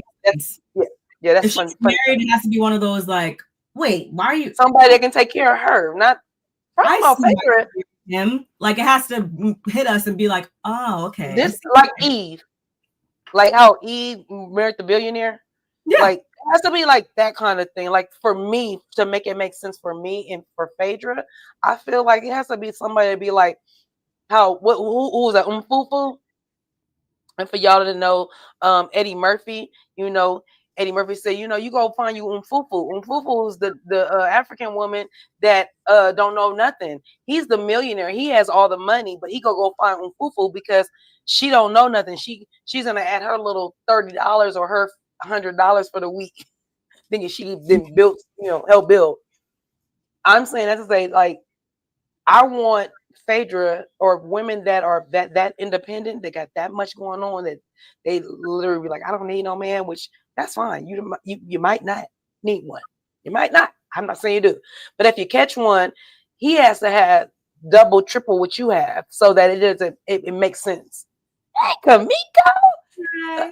So it would make sense for you to go there, because outside of that, I can do everything else, and men are intimidated by women that can do everything by themselves unless they can provide more than what you got. There you have it. So yeah, I'm hoping that she keeps that same mentality again until it makes sense. Well, she said she ain't gonna stop doing nothing to the boys retire her. So she already got her game plan. She good. I'm not mad at it. Brit have a scene with her and her family. They've reconciled enough to where now everybody's showing up to her house. Her family, his family, her mom is officially living with her. Both sisters, we met the other sister, Tiara, and all is well over there. This is going to be the first of many family engagements, because she is still going through this ceremony, this wedding ceremony. She wants them all there, and then afterwards we'll get started on the baby making. That was literally the scene. Girl, that scene they could have said that for girl. They could have said that nobody cares about Brit Eady. Like, we don't care. We don't care. First of all, your husband, when she was like announcement, and they was like, "Well, you're pregnant," and she was like, "No," and he was like, he answered her. He looked so disgusted because he's sitting there. Like, I believe, no disrespect, I don't care. Do your thing.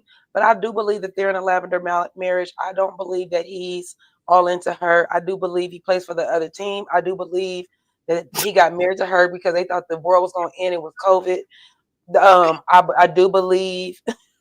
I believe all these things. I do believe that he's just there to be there. He's not. He's just like, you know what? Hey, I'm just here. Hey, I'm just here. I'm literally just here, and whatever it takes to just be here, I'm gonna be here. And I don't think he's excited about having a baby. You know, when somebody's excited about having a baby, and they be like, "We're playing," and you be like, "No, we're getting married, and then we're gonna plan to have our baby." And the man be like, "Yeah, we gonna plan tonight. We not making it to the marriage. We're not making it to the wedding. She might be pregnant at the wedding." Like, he's not giving those vibes. And that's why I say lavender marriage. Like, literally, I'm like looking at her. Even when we get to the scene of when the fake jet scene, when we get to that scene and she said that, I was like, girl, shut up. Your husband don't like you. I don't know why you trying to tell us your husband likes you. He doesn't. I don't know why. It was weird. He likes that you are a nice looking woman and eye candy on his arm, and nobody knows that he's where he's at with it. But girl, no. Hey, Larger, I gave you a shout out earlier. Yes, I want to talk. Oh my god, I really want to talk Love Island with you. Oh my god. We just got on Love Island because my sis told me to watch it. But I was in your comments the other day. I was watching some of your stuff too, and I was like, oh my god, it was the one where Nick had the wooty wop on his, when he had the little fella on his lip, and so I was watching that one. So I already had wanted to watch. So I give you a shout out. I need to talk about it. I want to talk about it. Thank you. Yes, do all the things, like, subscribe, share, do all the things. We will discuss. I can't wait. But yeah, I don't know, like, y'all, we concluded the season. I mean, yeah, we saw the reunion, but it doesn't even count because she wasn't there. We successfully concluded this season, y'all, without finding out what the fuck her husband does for a living. So, whoa. Give it up. Give it up. When you talk about keeping things close to the chest, wow, that's got to be it. So I just wanted to highlight that because I know I've brought it up so many times. I'm going to tell you what he do. Shout out to Erica De Niro. I love the fact that she thinks that he's like a stick-up kid. And the way that Brit came out with the bang, bang. Oh, shout out to Rodney, the voice when he really, I love when he played. First of all, I just put that on my workout list. That's my song. Bang, bang into the room. You know, I think literally when he plays that, like bad times, or like I feel like you when you hear it once, you've heard it a million times. So I remember when that shit came out, I was like, oh god. Oh my god, I love that song. Love it. I love Rodney. I'm gonna miss that. Literally. I'm gonna miss that. For the way that Brit was talking so greasy about what she had and what she got, Mooty Wop. Only way you can talk like that is when you with a gangster or you think you with a gangster. That's the only funny because you said shout out to Rodney and then I got a notification. Rodney's on. Yeah, he just uploaded. Shout out to Rodney's voice. Yeah, it's I'm like, why do we should have never been introduced to y'all. Please never come on our screens again. Please don't ever. And that money that you're trying to get from him, whatever they decide to give y'all, because you're not getting no million, nothing, like you just girl goodbye. Whatever the little bit of chicken change you get, that is the severance pay. Goodbye. Good riddance and goodbye. We don't need you. Y'all, but we want to be you. Let's bring this on home, y'all, so then we can get into the cast reunion looks. Final scene, y'all. Charles Oakley Foundation Gala. We get a brief backstory of their efforts and everything. They've been operating for 7 years or something, or since 2017. You know, that was a pivotal time for the Oakleys. But this seems to be like the best thing that they, you know, have going. Like this is something that really he seems to feel very passionately about, y'all, because is able to, like, you know, to dabble, you know, as far as he likes to cook and all that stuff. So it kind of goes hand in hand with that. So I think that's awesome that they do that. The goal, the fundraising goal was $50K, which I want to say she exceeded. But I didn't write it down. It was 100. No, they want to feed 100,000. Oh, they was feeding 100. Okay. My bad. At the gala, right. I want to say she beat it by like 5 or 6. Y'all let me know in the comments, please. I want to say she had beat the goal, which I thought was awesome. Okay. Will Phaedra and Brit remain cool after the show is concluded? I was just curious about that because, you know, her and Sweet Tea are just, you know, really still cool because her and Dr. G used to be cool, whatever. I wanted to know if Phaedra, we don't trust Phaedra, so ultimately I could see her and Brit still, like, her still trying to be over there and use her as somebody close to the chest. I feel like I don't know, maybe that's you talking about Sweet Tea? No, I can see Phaedra trying to collect and still continue a friendship with Brit outside the show, like she is with Sweet Tea. I can see that. They were like roommates on the trip and all that. I just feel like, I don't know. I feel like they're going to continue to correspond outside the show, but whatever. Angela and Drew, they met up with Marcus, as I said before, and they immediately clocked his BS. Like I said, he was bringing up details that didn't even make sense because Charles was not even there at that time. But at the end of the day, she's going to get to the bottom of what all happened today. Porsha wasn't really fazed by what Brit told her about Shamea because she just has so much going on right now. It's either like, we're going to be friends and be cool. If not, you know, then that's that. She just has enough going on to where that's not even her primary focus, y'all. Brit tells Porsha that she's mad at her. I don't know why I even wrote that. Anyway, Charles and Angela, they take the mic, they give out their they recognize the different honorees that are being honored, and the final person that is being honored is Porsha, more so on behalf of Blondie and their grandfather's foundation. So Porsha goes up there and, you know, sends her thanks and everything.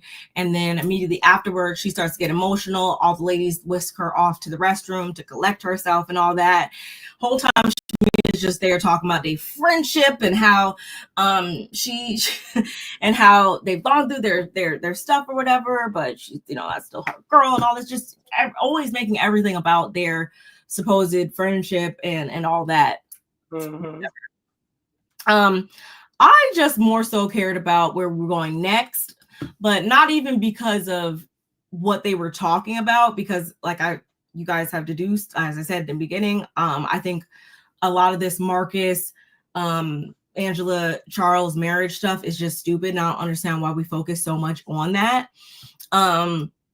But I did like how she navigated it. I love how Angela brought up first she was like, yeah, it's Kelly's event. I just found it odd that, you know, Kelly like over there toasted and stuff like that. And the guy was in close proximity, and, you know, it just had me questioning that. And then she turns the spotlight on the Brit based on how they started off this season. You know, they fell in. They had a lot of trials and tribulations in their friendship throughout the season. So she was like, Brit could have sent somebody. And it was just like, I just felt like she had like a spotlight, and she was just like, the black light. Yeah, and the audience is dark, and she just like, and the spotlight just comes on you, and you're just like, I felt like that's how they felt. Kelly, I feel like she was more so like what are you talking about? My girl did it. I liked how Brit handled it though, because she didn't even turn up or anything like that. She was just like, well, you know, no, I wasn't even invited there. Like, how would I have known? Yada yada yada. I felt like she handled it well, a lot more well than other ladies probably would have handled it. To be kind of accused or somewhat questioned. Also, I'm sure you guys peeped, because production made sure we peeped, Kelli and Shamea nudging each other. Yeah. Oh yeah.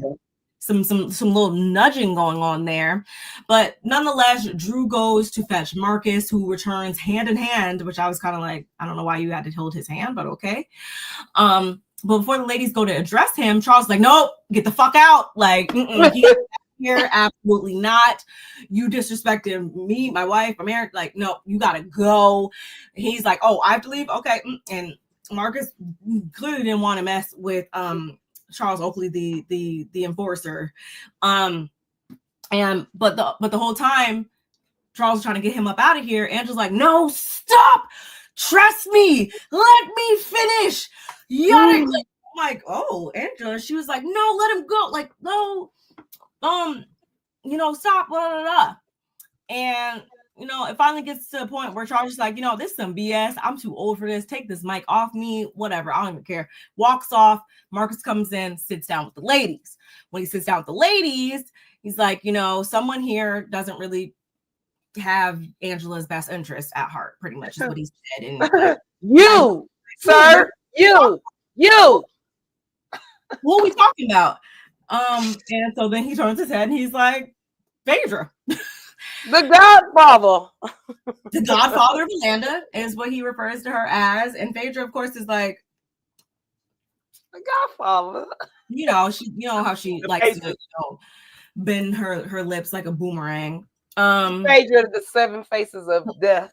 Playing dumb and then also while she's playing dumb, we also have like Porsha over here, like, you know, Phaedra just got here. Brit's talking about how, well, Phaedra's a lawyer. She wouldn't do that. Like, she's a lawyer. I don't know what that means, but okay. Yeah, because of the envelope in Junebug. I'm like, yeah. Then we hear about Junebug character dropping off envelopes. Just the whole thing sounded crazy, but they weren't really, I feel like, trying to believe him enough. So I guess like Marcus, he gets up, he walks away, whatever. And this is when Angela and Phaedra start to go back and forth. And Angela was on that ass. She's like, you know, you could, you know, you want something like that? Like what could you possibly have that I want? A ring? Like, hello? And Phaedra's only defense was really that, you know, everything that she's went through with this group, like, I just got here, like, what would make you think that I would come back into this and, you know, come and cause that type of controversy. This girl must have lost her mind, etc., etc. And Angela wasn't letting her have it. She was not letting her have it, in my opinion, at all. And Phaedra also goes on to say, well, you know, you've done your research trying to share this. Well, you know, you've not disclosed that you're actually facing foreclosure right now. And Angela's like, girl, that is old news. Like, what? Like, and that's why I've really gone off for Angela throughout the season, y'all, as I've said time and time again, because it's like, she is very much under the understanding that I should probably bring up my BS before somebody else brings it up for me. Because when Phaedra said that, I wasn't phased. Were you phased? I wasn't. No, because we already knew. Exactly. So it was just like, okay, anyway, you're trying to deflect. And did you hear Angela insert that little, you know, do you let your kids see their father? I was like, oh. Wait. And Kelly's like, oh no, kids are off limits. Oh, Apollo, yeah. That was weird. I don't know why Angela needed to stoop to that level. Her kids are of age where they can call and ask to see their dad. They're not babies. Hey, Colette. So perfect. That's great. That's great. I'm glad she went over. Couple of things. I don't understand why Angela. Two things with this situation. I don't understand why she would choose to not tell her husband about this situation. She was going to bring Marcus to clear the name or to clear their name or to figure some shit out. I understand why she didn't say that. You brought Drew in. So clearly you could have brought your husband in to understand what was going on so he wouldn't be in the dark, so he could not come mess up the scene for you, because that fell flat because he came in barking at the dude. On top of the fact that the second thing is, Angela, did you not learn anything from Kenya? Did you not learn anything from Kenya? You don't do shit at your own event. You don't do that. You find another time to do that. You don't do that on that. You don't have an event. You're fundraising, no doubt.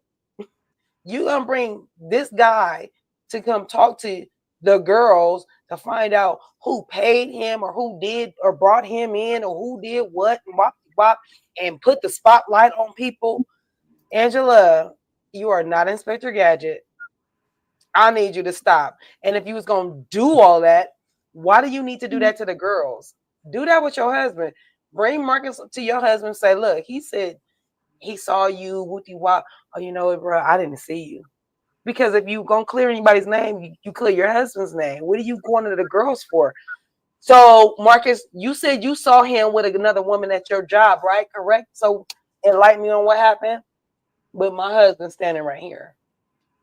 And that's how you get to the bottom of it. All the other shenanigans that Angela tried to do to make this this season finale do something, no. That was whack. Whack on wiggity whack, whack, whack on whack on whack. All of them was I was gonna say dick riding, but yeah, they was like literally I don't believe that Kelli had anything to do with it. She had first of all, they had an open it was open to the public. You had to have a ticket, but it was open to the public. So she couldn't know the people that were all the people that were coming in. That's Kelli's in. And then as far as Brit, Eady, you know, I don't see why she would even have any reason to do that to Angela. So yeah, for me, I just thought that the dude was doing it for a moment. I don't know where she's getting, you know, he was paid to be here, and I got the proof. Where's the proof? What are you talking about? You just saying it don't make it proof. So irritating. I was irritated, and I really feel like she shouldn't have did that at her event.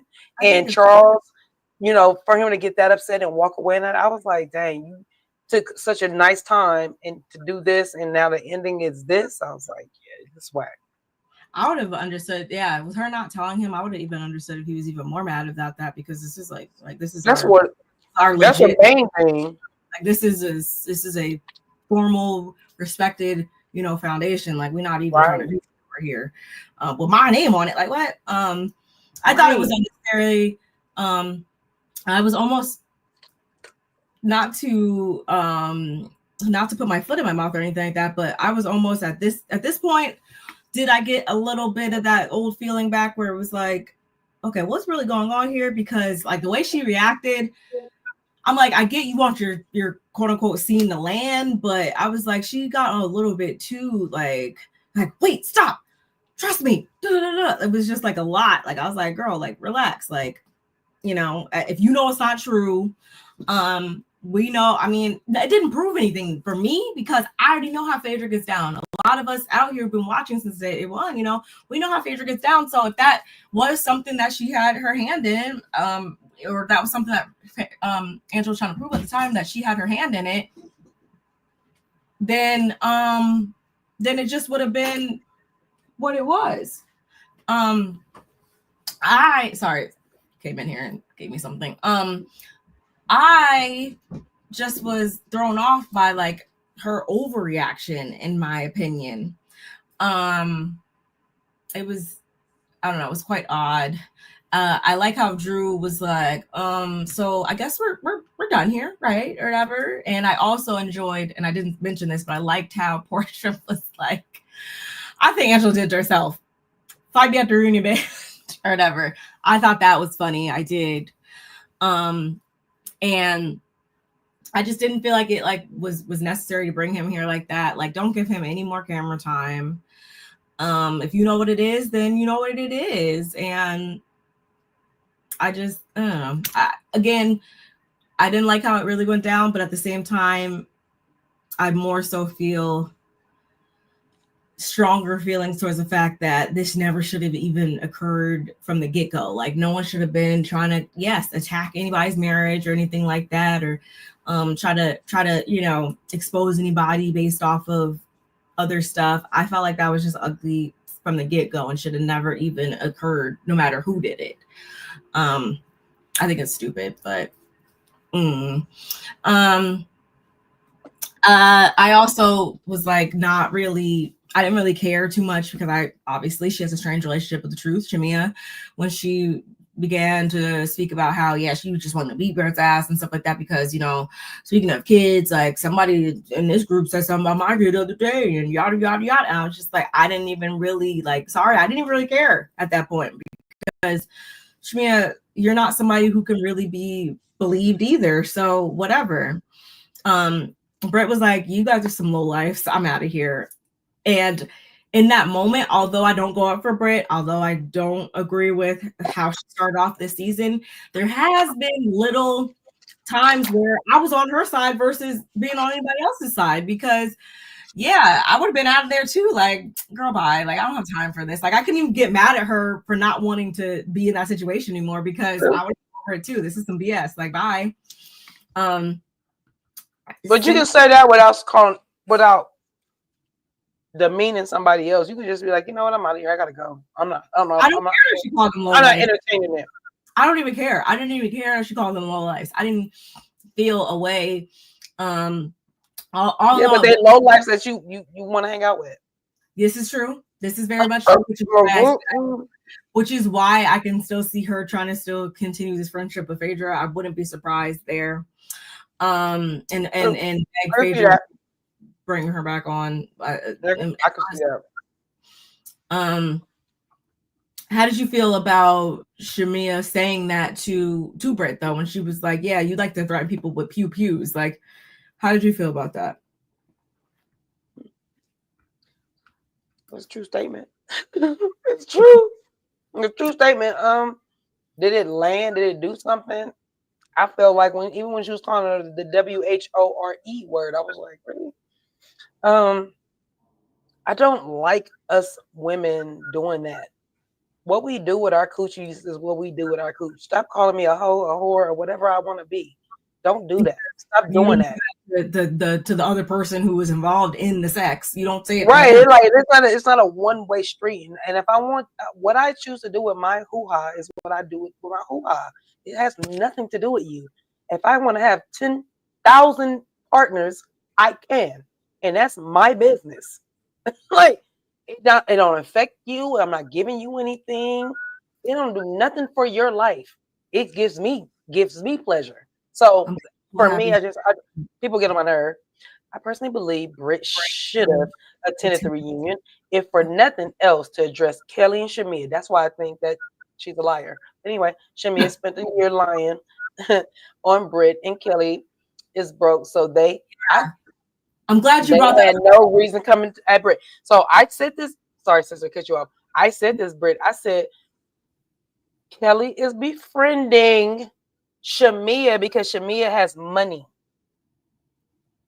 Kelli is in money desperation, especially with her husband not doing what he needs to do. So she's becoming a lapdog for her because she's like, in a minute, I'm gonna be able to say, Shamea, I need $10,000. That's like $10 to her. She knows what she's doing. I'm sorry. Hold that thought. Go ahead, sis. I'm glad that you brought that up because we'll hit that right before we get into these cast looks right now. Yeah, Kelli, I was trying to give you the benefit of the doubt because I actually started off the season really liking you, but you've had 1, 2, 3, how many at this time? Accusations, stuff's broken the news about you having your money being funny. Larger. That's why I laugh. Like, oh, no, Brit. I mean, larger. I don't have no qualms with you loving her. I have no qualms about you loving her. Where I had the problem with her, I'm gonna be all the way 100, is the fact that how the heck did you not know that was not you on those pictures? How the heck did you not? How do you get through this whole season and then, that wasn't me? Okay. But then you turned around and said, no, but my license was investigated because of it. I want to tell me you're not gonna sit here and lie. Like, you're a big fat liar. Like, that's why I don't like Brit. Like, literally, those are the things I have issues with her about. She was cool, and the fact that I really think that her husband is playing for the other team, and I don't know why you in my face and playing. She should have been on the show. I'm still good with her not being on the show. And she didn't come to the reunion. The hell you think you are? Union, just like for reasons Feisty said, she should have done that. Yeah, go clear your name. And then I would have been, I would have been good with her after that. But I would give her respect. I would definitely give her respect. Respect is the name of the game. I don't have an issue with her more than I have an issue with like the other ladies right now. I feel like everybody, I said what I had to say about everybody. I feel like on this cast, everybody has issues about themselves. So I'm not going to continue to pinpoint her as the only issue. It's the approach I feel like I've taken in these later episodes in the season. That's all it takes for the DOI to launch an investigation. Nope, everyone is in that environment. She agreed to it. Ladies, don't shoot the show. You need to start out of the show. I wish she would have, though. I really do. But y'all, the last, just to touch on this, and then we'll get into these looks. The last, or 5 months later, passes by, right? Oh yeah. Oh my God. We see Porsha in a full beat, walking on a treadmill in her bedroom. Wow. Not her mom's house, not an Airbnb. Well, it's pretty much an Airbnb at this time. Anyway, she's up in her house filming, y'all. She's just so happy she can film in her big ass house. I can't believe I'm about to say this, but I'm low key a little annoyed that we didn't see her house because it looked big and I was just curious. I like real estate. I like homes though. That's just me. But she was so happy. She was up in her house. Diane comes by. She's hey girl. I'll be like, she's over the moon because she didn't just roll over in this divorce. She took advantage. She wasn't just taken advantage of, and she's saying put for now though in the house, and we'll see what happens. And Simon's face, She hasn't seen Simon's face at this point in time for at least like 10 months, she says. But she's hopeful. She's hopeful that in court next month, everything will go in her favor. The judge will enforce the prenup and we'll be good to go. And just as she's saying that, y'all, production, let us know. Where is it? Let us know that Simon was detained while entering the country in February 2025, leaving the divorce on ice. No pun intended. I like the pun of words. It's cute. And since we're at it, I forgot to touch on what the ladies, like all their closeout remarks were. After 3 years, Kelli finally closed the doors on her marriage in September of 2024. She is preparing to open new doors to her Sandy Springs Nana's Chicken and Waffles location sometime in spring or summer of 2025. I'd love to find an update on that. She'll be double checking the guest list for the grand opening. Drew, her album I Did It To Me was released in March 2025. While her music career is on high, her relationship with Ralph is still on a low as he continues to reside in his basement apartment in the sky with an divorce nowhere in sight. Drew, get out of there. Drew, get the fuck out of there. That freaking sucks. Brit is using her clean slate to open a new insurance agency. She's also working hard to release Bare Naked so that the masses can be snatched just like her. Sure. While baby Shiloh continues to make progress, Shamea has a new surrogate and hopes to welcome a baby boy soon. Her single Never Had in March 2025.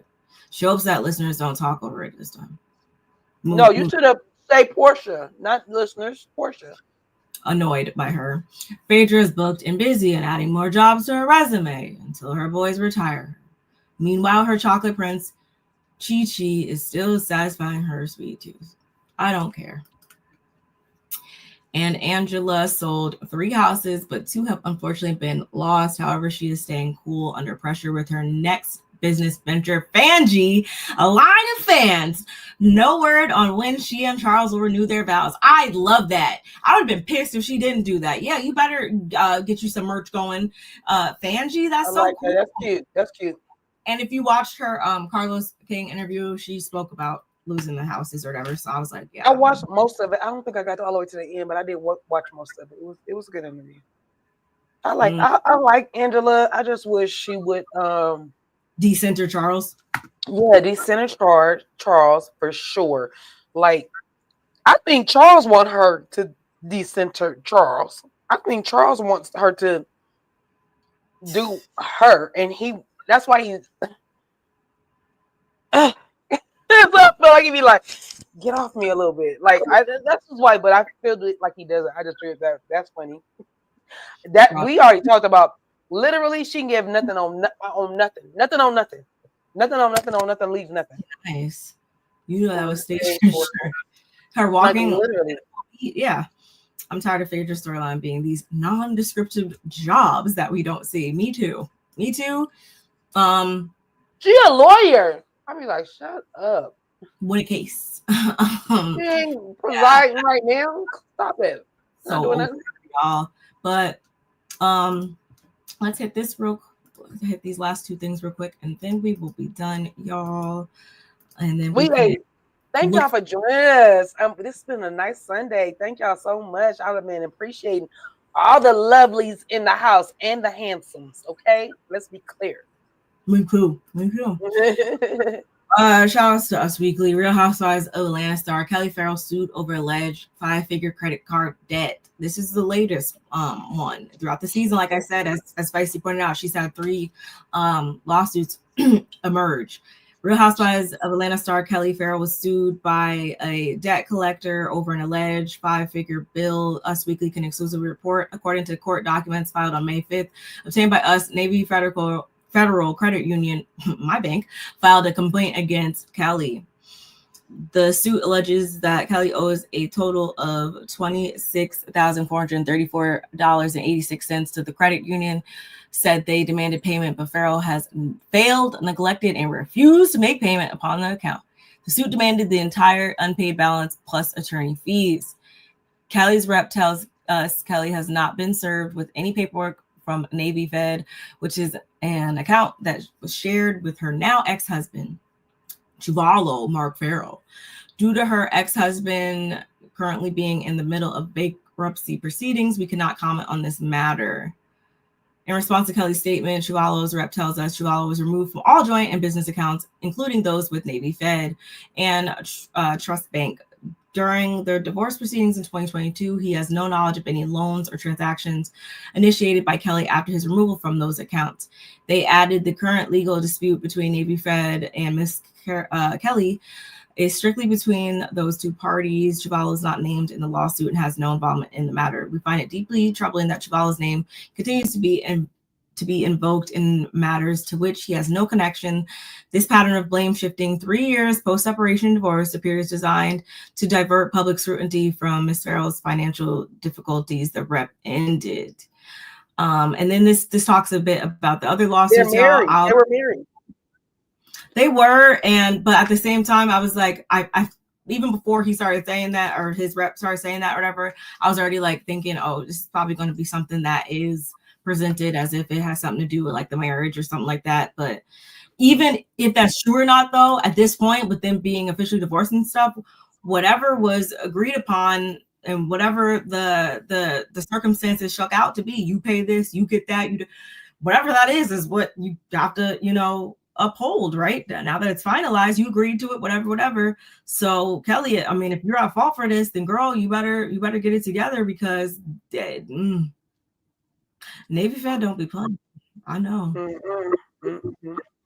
I mean, nobody seems to be playing. Like I said, this is the third lawsuit. So again, I'll link it under here, under this video, y'all, if you guys want to continue to read it. But girl, it's not looking too cool with your finances. Nonetheless, y'all, let's finish out this here review with the reunion looks. How do I feel about this? I really haven't even, y'all know I love to come up here and give you my like real raw honest reactions. So I have purposely not been, focusing on them. Like, yeah, I've seen them here and there, but not really in a way that I was trying to. Because, honey, where's I'm looking for the group photo. Hold on. Is it on Instagram? Should be. I don't know how. I'm not excited to see all these looks in real life today. I do know that. In real time, I should say. Because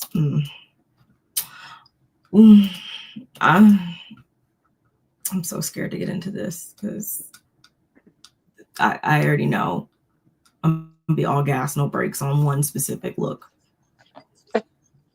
I can't find it. I'm nervous. I can't find the cast look, y'all, or the full cast photo. But anyway,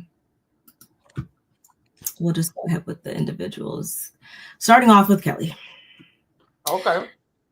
Baby, we are giving ocean goddess energy. Kelly told BravoTV.com backstage at her first reunion. I am here to bloom and to feel good, to look good and give my best. We are giving Cinderella had a peach. And in email to the Daily Dish, she noted that she was also giving sun goddess wrapped in a glamorous garden of fashion with her 3D dress. How do you feel about Kelly? You gonna go first? You can go. Okay, so sorry, I just put some chips in my mouth, but we're good. So what I do know is giving is Phaedra's dress when she was on Married to Medicine, where it was short and then it was longer, and I hate that Phaedra always call her. She'd be like, "Oh, don't you look like a little flower? Don't you look like a little gnome?" And like, it's giving another flower, the rose. Now, what I do like, okay, let me go with what I like, and then I'll tell you what I don't like, because that probably will be better. I'm not gonna scale it from 1 to 10. What I'm gonna tell you is what I like on the dress and what I don't like. What I do like is that this rose, and then this like part right here, I like the way that looks, especially because she has big boobs. And so, like, I like that embellishment. And then it actually, her boobs actually look smaller because she has this big rose, and then the other side looks so much smaller. So, like, her boobs look small right here to me. Mm-hmm. I mean, not here nor there. Like, I don't care if she has boobs or not. It just like, but they look smaller. She doesn't have a lot of hip like myself. I'm very I have no hips at all, zero hips. So I'm always looking for a pocket to give me a little push on the side. Shut up, sister. Like, I got my dad's hips. My dad don't have no hips. I wish I got my mom's black hips, but I got my dad's Mexican hips. And so, so literally, I'm always looking for a pocket or something to give me a poof right there. So I see where that's giving her, you know, a more hourglass type feel or more curvy. Because if you notice, when Kelli wear dresses, her boob is a one curve, and then everything else kind of just goes straight down. Right. Yeah. So I thought it was me, and so. And I hate to be hypercritical of women because, like I just told y'all, I don't have hips. I don't have my butt is okay because I work out, but like literally, I don't have hips and dips. That's not, and I don't even have big boobs. I'm like a really kind of small frame, but I have long legs. I just wish my legs were smaller so that my thighs would be bigger. Because, like, literally. So I hate to give critique on women's bodies, but I understand the dress and what it's trying to do. I feel like that part around her hips is giving her more of a, you know, poke her hip out a little bit more. What I don't like is that cape underneath that.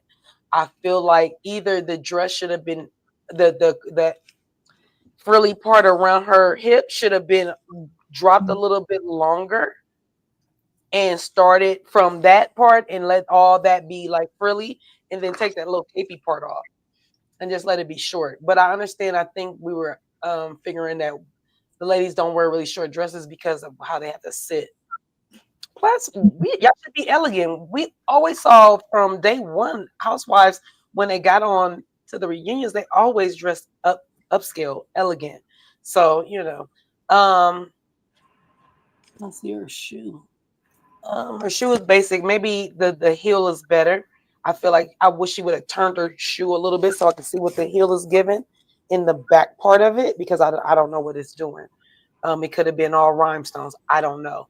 Oh wait, go down a little bit. Let me see her hair.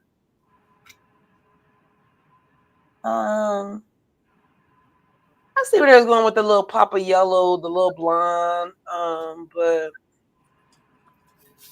I feel like Kelli could have pulled off a ponytail right here instead of all that hair. Because sometimes she's so small that you drown her out with all that hair. So I feel like a high ponytail with some, you know, some length would have gave her a better look.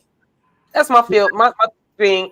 And out of scale 1 to 10, I'm gonna give her about a 6. Yeah, I'd agree. And I've said it about her time and time again, because she continues to do this time and time again. What? Where it's like she just has a lot of. She's not tall. We know that. No. So it's just like your proportions. It's just like she tries to jam pack so much like fabric and so much details and so much stuff onto like a small frame that sometimes it just looks cluttered, in my opinion. And I feel like there's a hint of that here. Yeah, I probably would have not I wouldn't have done the necklace. I would have made sure some of the hair was up and back. I'm sorry, cut you off. I didn't even look at the necklace. Is the necklace black? Let me no, it's like yellow. It's like not a choker, but hold on. Let me see if I can go to her Instagram. So it's not black like a choker? No. Are either black or dark around. There's like a yellow jewel on it. I see the yellow jewel, but the necklace itself is not black?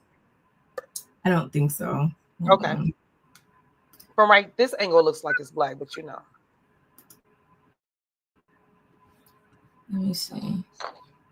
Oh, that was it's a like I look so. Oh, okay. You got on Dorothy's shoes in yellow. There's a lot going on. Oh man, the nails. That was a lot. I preferred her hair straight. I would have preferred it straight. Oh, was it straight? I got last minute. Body earrings and the necklace is too much. Yes, and see how the sleek look. If that was all in a ponytail, sleek. Oh, that would have been. And she is giving. You know what? I don't. Kelli's giving me little Kim's little cousin. And the She been bangles. giving me little Kim's little cousin sister, or like they related. They look. There's a lot going on for me. There's a lot going on. Yeah, I agree. It's too much. It's a bit much. I would give it like a 5, honestly. Okay. Okay. I can't. I can't get with it. I can't get with it. Surprisingly enough, I don't mind because sometimes when you have blonde hair and you're wearing yellow or you're just too much. Yeah. But it's not as bad. There's already enough going on to where I'm focused on that I don't even care about the blonde hair this time. You like the body wave, or did you like it sleek? I like the sleek look better than this body wave. I like it sleek / I want it off the dress. I want it back. I want it off the dress. And because she's got give me these. You want to give me this, but not gonna give it to me.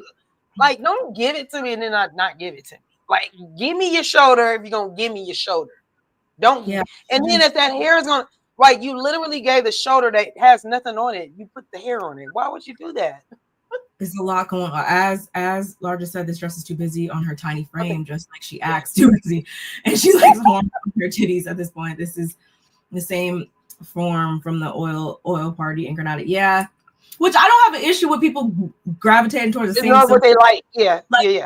We know Meredith from Salt Lake City loves a blazer. Like, I have my own signature stuff that I feel like you could always rely on this silhouette to push you through if you need it. I think that's cool, but she just, it's unfortunate that I feel like everybody ultimately we can wear what we want, y'all. I'm not here to say you cannot wear this, otherwise you are in the wrong. No. But I just know me personally, my proportions. I know certain things look better on me than other things, and I dress to that. I feel like you dress so nice. Not me. Like I'm like I like it, but it's not me. Yeah, you dress Barb. Kelli doesn't have that. I feel like she's like, nope. I'm wearing every single thing I like all at the same time. I want all of the details possible. And I'm who did I hear say this? There's a rule. I think it was Bondi that said that the rule is like when there's a lot going on. You right before you walk up the door, take off something. Yeah, I did that the other day. I didn't even go nowhere, but I literally did that. I had something tied around my hair, and it matched my vest, and it looked cute.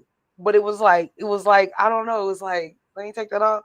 And when I took it off, I said, "That's the one thing she said to take off." It wasn't the one that exact thing, but I was like, "That's the thing she's talking about. Take off one." I've been hearing that my whole life. I feel like Kelli, like I don't think you've been hearing that your whole life, but I heard it one time. I want you to hear it because, and she ignored it. But and with all these losses and stuff like that, it's making me think that maybe that wasn't a lie, that she wasn't paying the stylist and stuff. I'm starting to think that's probably true. But she wasn't.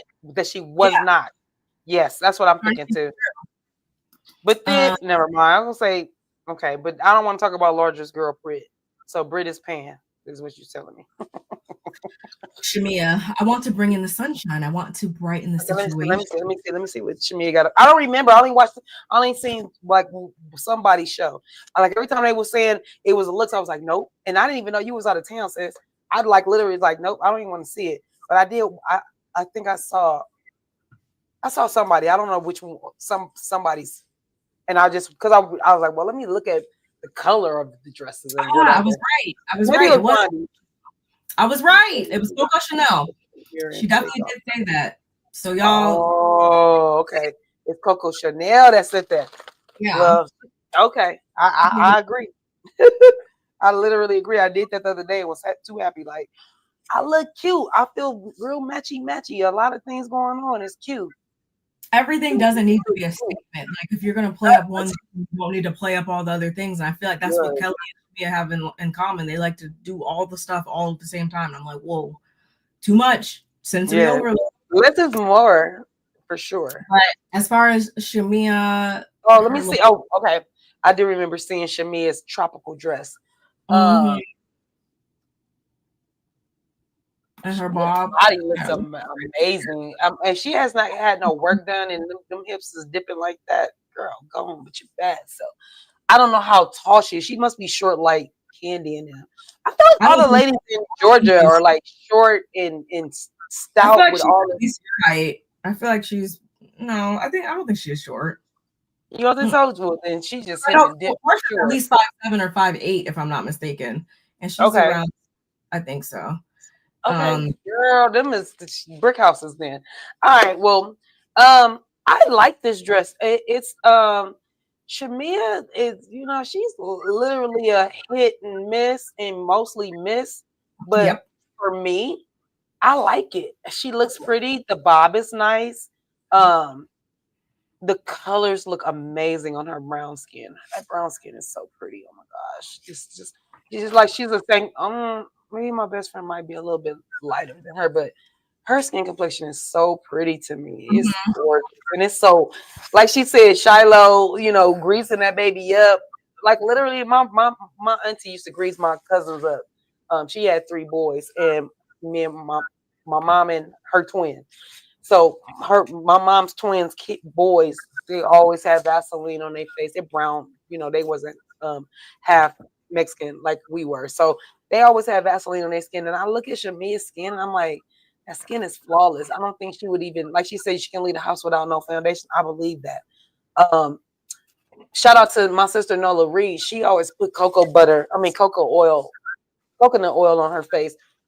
Always have, and I'll be like, girl, I got like an oil bump right here because I got a greasy. I have like a grease spot, an oily spot, right? So when women can wear oil on their skin and it don't do anything, it's like whoa. So I think Shamea looks gorgeous. I think the dress is fine. Um, I even like the little grassy. I'm calling it grassy. I don't know if it's whatever that how it's falling down. It looks good on her. She looks good. I'm gonna give Shamea an 8. I'm gonna give her an 8. She looks good. Yeah, I like the pattern. 8 too. Let me read. What was her inspo? She said, I want to bring some warmth. This season, I truly opened my life to the world, and I wanted my look to reflect that vulnerability and growth. She added via email. When we found out the reunion color was yellow, I was excited because it's one of my favorite colors. I also feel like it representative of my bright and bubbly personality, my ability to see the sun in the midst of my storm. So I immediately envisioned something symbolic. The concept became in full bloom, a celebration of blossoming into the woman I become. My gown was inspired by the image of a flower at golden hour basking in the glow of the setting sun. I feel like that was all illustrated in it. I think it's a beautiful gown. Like the detailing and all that is absolutely gorgeous. I think it's really nice on her skin. I'm glad she went with the stylist and seemed to be okay with what vision they had and didn't try to add on anything or take anything away. I'm cool with the bob. As Larger said, perfect amount of jewelry. Hair doesn't compete with the look. Very classy and chic. I really, really enjoy it. I really think it looks amazing on her. You know who also usually looks good or always looks good in colors and stuff like that, and has that same like bright colors on their skin. Looks amazing. Kenya. Yes, No, honey, brownie on brown with them gold tones. I'd be like, oh my I'm god. also here Ooh. for it. It's And funny because Shamea, not to cut you off, sis, but Shamea was talking about the yellows, but her dress is more green. But that's just I'm just pointing it out. it is really, but unless somehow we see it show up differently tonight, it is kind of more green. But I don't even give a fuck because this is It this looks really pretty. looked all season, I and feel like those leaves are yellow, like the leaves in yeah, in the that's yellow, and then everything else is it's green. Yeah, but it's gorgeous. kind of off with the color, but I'll still Yeah, take. You still look yeah. so much. I would say an 8 as well. Okay. Angela. Okay.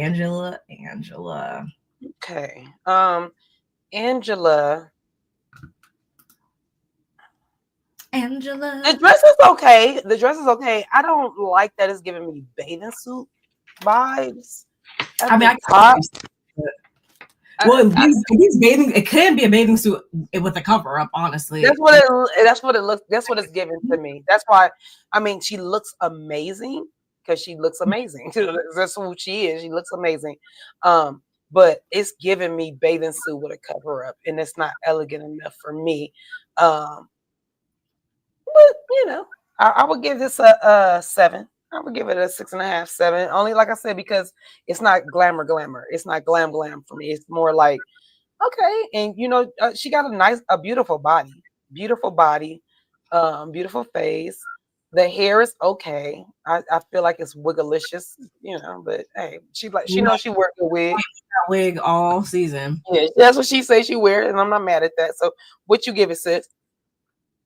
Oh, here's more of Oh, we got another picture. Okay. Oh, see, and then it was giving more green. Okay, so maybe the picture of Shamea was not as green as it was. Because, okay, now it's giving me different. It does look better. Okay. I like it. It's not giving me bathing suit now. Not my favorite type of fabric now that I'm seeing it closer. I wish it was a different fabric. And now that I know it's just like sequins like that, I'm like, whatever. But body is bodying. Legs for days. She looks amazing. I think in it overall, face is nice. I'm not mad at it for her first reunion look. I think it was like just enough. Like if she would have took one more detail off, it would have been too casual. If she would have added more stuff, it could have been too much. So I think she played it safe. But I really like it. I think it would be better if in that split it has some like rhinestone embellishment. Yeah, this and then on the shoulder where that shoulder straps. That's it looks like and I didn't quite catch that on this show, or in this picture. I didn't quite catch that, but when I looked on her Instagram, it just was like, I wish it was different fabric, but overall, I like how it's draped on the body and everything. I'm not mad at it, Angela. I'm not mad at it. I'm proud. I'm proud of you for your first season. Don't let me down this reunion. What does she say? I have a butter yellow dress with a little bit of cleavage. Angela explained to BravoTV.com backstage at the reunion. It's simple. I wanted to do a simple dress with big hair. I didn't really. The hair wasn't as big as I would think of when I think of big hair, but okay. For her, Kenya's the queen of big hair. No, Kenya's on her. Did you see her? I think it was her most recent upload that she did to her, her show or whatever. I literally screenshot the. Because I'm like, I need this. This right here. This is what I think of when I think of big hair. This is big hair to me. Yes. That's big hair. So, but yeah, not too much on Kenya. Anyway, for her first reunion, she added via email that she wanted to evoke a sleek and chic Oscar vibe, channeling the red carpet glamour. Okay, like again, I'm not mad at it. Next season, I want you to step it up even more. Right. I would give it an 8 too. Oh, okay. Can you go? Because I'm pissed off already. She has. I said just in there. What I said in this in somebody's comment, I feel like it probably was Bondi's. That's it. She looks like how her furniture look in her house. It's all over the place. It's everywhere. It's everything. It's everything. She up here got. I'm gonna tell you what she looked like. She looks like, is Zeus the queen of Neptune? The king of Neptune. Who's the king of Neptune? She looks like a mix of the king. Okay. She looks like his queen. And then she went gladiator with the shoes. And she tied some fabric from the gods. And she was walking through Egypt, and it was like, baby, you have a bathing suit on. So let me put some fabric around you. She looked like she just came out of the water. She needs to go back in the water. The headpiece and those earrings all one piece. I feel like that's all one piece. Because the hair is a no. The outfit is a no.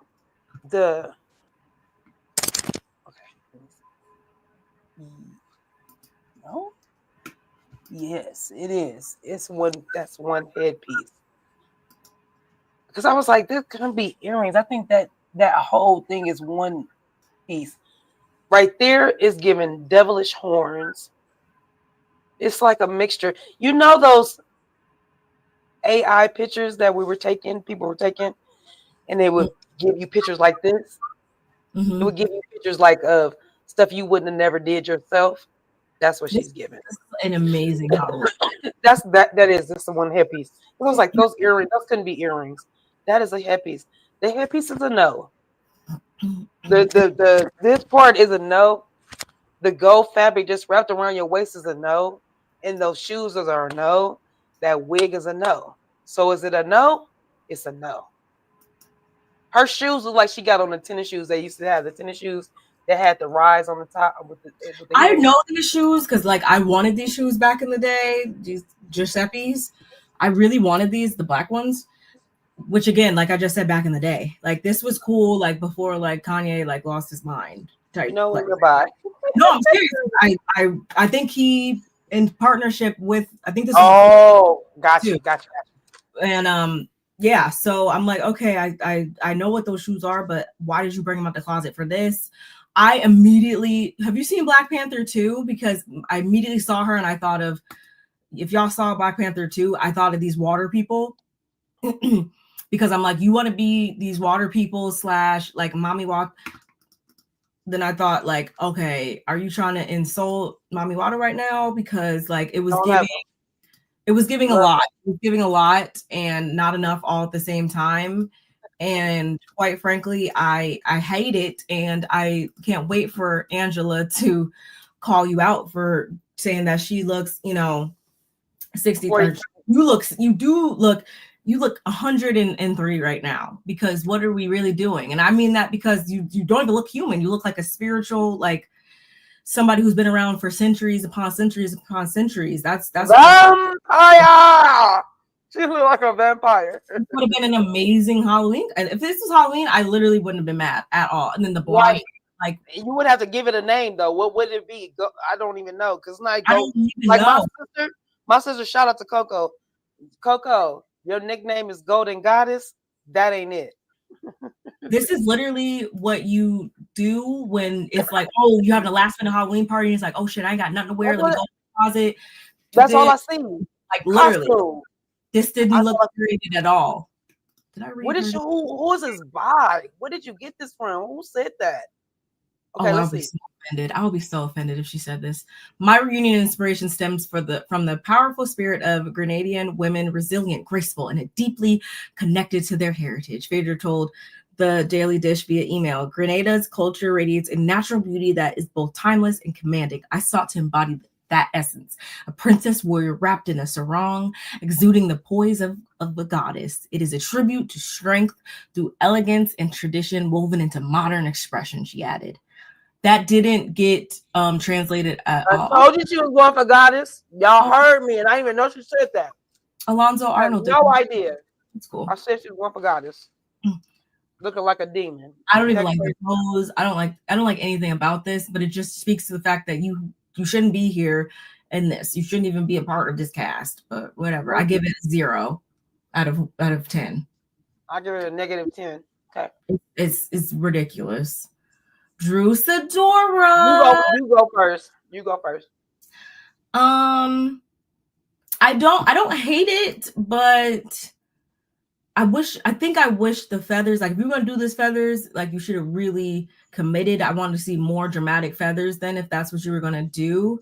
Again, don't care about the hair all of the dress like that or whatever. It's still better than where we just came from. But is this my favorite Drew reunion look? No, not at all. I would probably give this like a 6 or 6.5. Honestly, I wish that she would have had her hair like back or more sleek, and I wish there was more feathers, almost like a yellow feather like train almost. If you're gonna do it like even more on the shoulder, like I really wanted you to commit to it, but. I totally agree with you. I feel like the feathers is not enough, and it should have had a train on it. I do like that her body looks so snatched though. She looks really good. Her body looks amazing. I feel like where the hair is falling over those feathers, if it was more feathers, I would have loved that. And I feel like they could have swooped that hair Yep. over to that one side so that it would emphasize that one, this side being the feathers, and then you wanted those curly, the mermaid curly hair that Phaedra was trying to go for. Big ass earrings that she has on apparently, because the hair is just in the way, which might be a good thing. I don't think you need big ass earrings with this dress, but no. Oh, okay. Now I can see the detail on that dress too. That's pretty. I'm not feeling the pink nail with that, but okay, whatever. I feel like shoes. Is she wearing platforms? I thought she. Yeah, they like the platformish, but I can't see the top of her shoe at all. That's a nice picture. I see what we were going for, but it wasn't executed just how I would like to see it. Ouch. But whatever. Yeah, I will give her a 7.5. I give her a little 7.5 because her body looks amazing. She looks pretty. But yeah, the dress fell short. I do like the way the feathers are like that, like hair almost. But I just wish they would have put more of it, especially on the other side where the back of the leg is, and then if it would have even if it would have opened up and all the feathers was falling on the opposite side of that split, and it was hanging like the train, and it was big and like a blanket or a rug. Oh, that would have been fly. But okay. These looks, Drew revealed that she was going for Grenada Baby with her reunion look. We took traditional carnival elements, feathers, shimmer, heat, and reimagined them through a high glam lens, she told the Daily Dish via email. The result is a golden goddess moment, crystal drenched, body contouring, and full of island rhythm, she added, a tribute to Caribbean royalty with the runway edge. Okay, for that, I might bump her up to like a 6.8, almost maybe 7, because I will say it was executed a lot better. If that's what you were trying to channel, you channeled something way better than Phaedra did. So I do like her tribute to that. But again, I just wish you got to commit. I would have been. I want to see like triple the amount of feathers at least, if that was the case. And again, hair. I need the hair to be swept to the other side, something, because it's just it's a lot. I didn't even, like I said, if I didn't go to your Instagram, I wouldn't even known you had on earrings, even though, again, I don't think that this even needed big earrings, but who's next? Porsha Williams. Let me read this first. I am definitely going for Diana Ross, Beyonce-esque modern robot bad bitch. Porsha told BravoTV.com backstage, like, that's pretty much the look in a nutshell. She had it via email that she wanted to look and feel like a golden goddess. I feel like this is short and just, yep, it is. I feel like Porsha is going to be looking at trying to channel it. I'm just trying to look like the baddest bitch possible is literally what Porsha's MO is, right? So not surprised there. It's interesting. I feel like, again, it's like she doesn't look bad, but that's because like Porsha, her body is amazing. How you gonna look bad with a body that like that? I can't take that away from her. What is the hair doing? I might have to go to her Instagram to see. Go to Instagram real quick. Let me see if there's something there. I need to see something else. But my thing is, it's giving dungeon. It's giving dungeon at the top. From that other picture, well, okay, so it's giving gladiator at the top. Yeah, it's giving gladiator at the top. It's cool. It's dope, but it's giving gladiator robot at the top, and then just the yellow at the bottom. I don't love I wish the bottom was doing something else, or you just did a whole robot moment. I wish the bottom was robotic too. Then, if that's the case, there's this. I'm thinking of one dress in particular. It looks like a curtain. It looks like robot and then curtain at the bottom.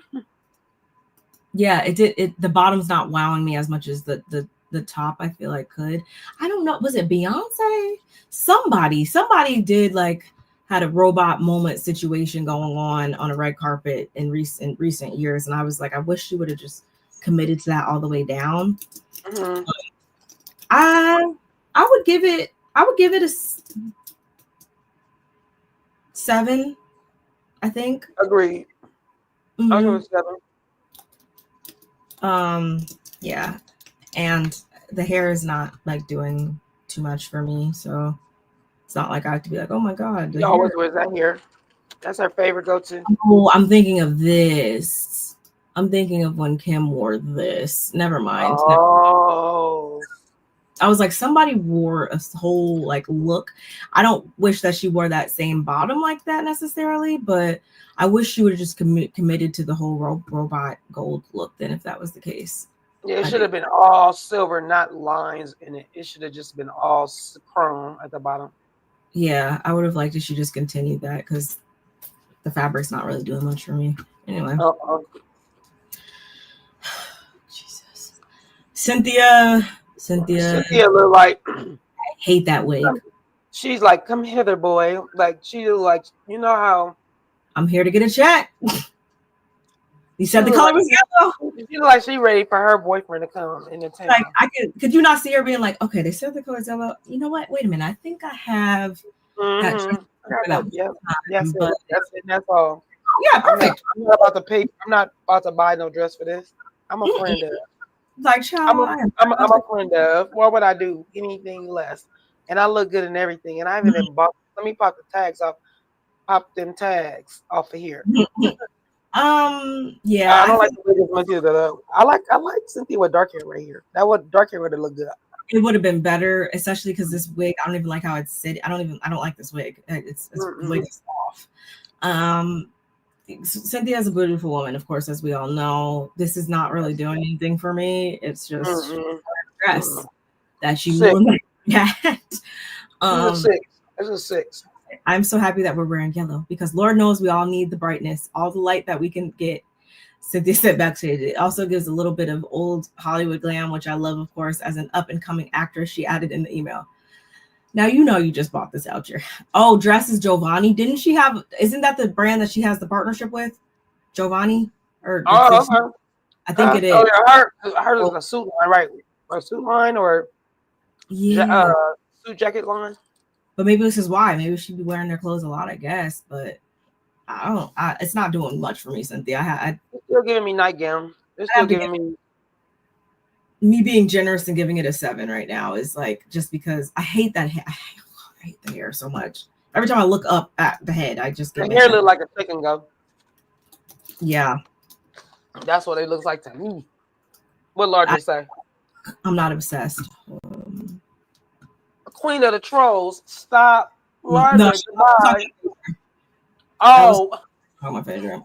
Like, oh my God. Is something better on her Instagram? She probably didn't even post it on. No, she didn't even post it on her Instagram. But she did. Ooh, okay. Okay, I don't hate it as much from this angle, but like it just looks like a beautiful. How it looks so yellow. I mean, so green on the other one. Mm-hmm. Yeah, everybody wants to go blonde because they was wearing yellow, but you don't need it. Yeah, why is everybody doing that? Yeah, they didn't need it. It's too much. It's too much yellow. Okay, now the dark hair against. Oh yeah, see the yellow is popping more against the yellow now instead of so much green because that sure was looking way greener. Yeah, they all look very yellow. Okay, I'm not mad at it. I know it'll look decent sitting down. Like I already know it's not going to be sitting down because it's just not. It's just like I feel like I've seen this on like Amazon. Like it's not. Not Amazon. I do. I like this better. Fine week, y'all. 8 through 11. Fine week. Better. But what do I know? Is this I would say my favorite looks are Kelly's, followed by probably Angela's, honestly. Not did I say Kelly? I meant Kelly.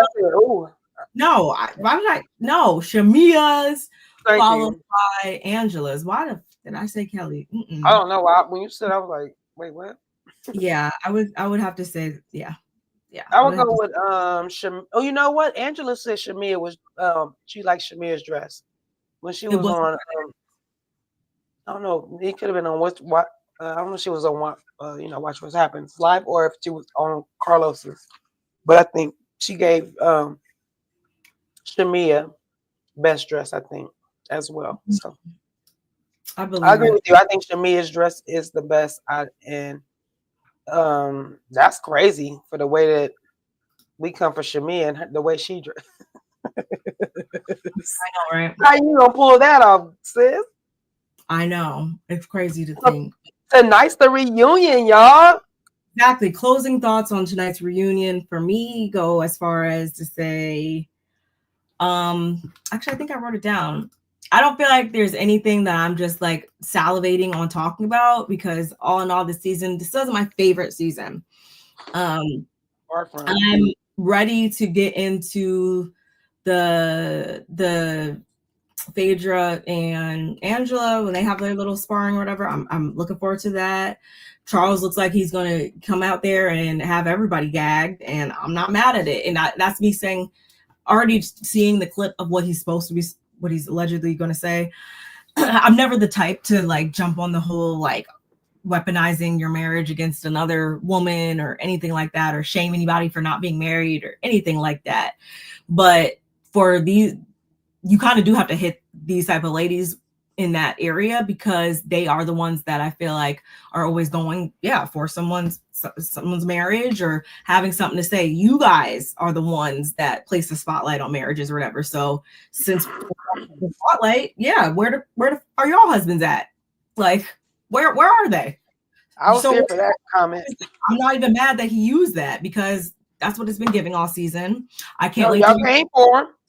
The drama between the moms, Miss Diane and Mama Morton. What happened with that? We better get a clear answer, because that is actually obviously something that really happened. I'm curious because I'm be nosy. Mm-hmm. But yeah, I don't really have anything that I'm like, oh my god, I can't wait to see the reunion because of this. That was really good. We don't have Kenya. We don't have Brit. Well, how could we get any resolve, really? There's not gonna be any. And Brit, if you even think, girl, don't even dream about being on the show again ever. Like the way you left, that was terrible. Middle finger. Terrible. Yeah, seriously. Because, like, you wanted to screw over maybe the ladies or the network or whatever, but we as the viewers, I feel like, are the ones that get the ultimate. We lose out the most on that, because we're never going to get any closure on that. And you got us sitting down here watching our TVs every night for the past however many Sunday nights. So not getting any closure on that. 17 weeks.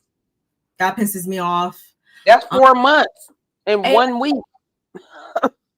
Just not to go on a tangent when I say this, but just to hit this, because I know it's something that I wanted to say earlier, going back to the episode and the season. Shout out to Spilt Boy TV. Shout out to James, because he actually said something in one of his reviews that made me think like, I didn't even think about that. But that could be symbolism in itself. Going back to the trip when Kelli, when the crystal broke, you know how, like, that's supposed to be a symbolic of a like relationship or whatever, something coming to an end or whatever. We just obviously assumed that because she was about to go to court and all that or whatever, like we're like, oh, okay, yeah, clearly that's symbolism for how your marriage, like you're finally going to put the nail in the coffin with that, and et cetera, et cetera. But he brought up the fact that maybe that wasn't even the case, because maybe that was supposed to be symbolism to illustrate the closing of the friendship between her and Brit, actually. Because remember, that's kind of when like we really put the pedal to the metal with the dissolution of their friendship. So her and her husband had been split. So yeah, I was like, maybe that was more so supposed to, symbolize that, which I feel like is more befitting, obviously, on the show and stuff. So I was like, thank you for making me question whether or not that was really the reason behind it. It made me think. So I just wanted to share that with you guys. I thought that was interesting. And yeah, that's honestly, that's all I got for this episode. For the past 17 episodes, we're going into reunion. We'll see what it gives. And yeah, that's where I'm at with it. We shall see. We thank y'all for joining us. We do. Good Sunday evening. Well, evening for you some, Sunday afternoon for some. But we really enjoyed you guys. Don't forget to share us with your peoples. Hit the like button on both of our channels. Thank y'all. I know y'all was probably watching on X because Barbie's streaming from X as well. So thank y'all for joining us as well. And we gonna see y'all for the reunion. Y'all probably gonna get us again sometime this week. So sure, look for that. Yes, we just gotta work out on our schedules. Yes. And we'll be right back with the next recap review. Then, until then, yeah, take care. We'll see you later. Bye. Bye, guys.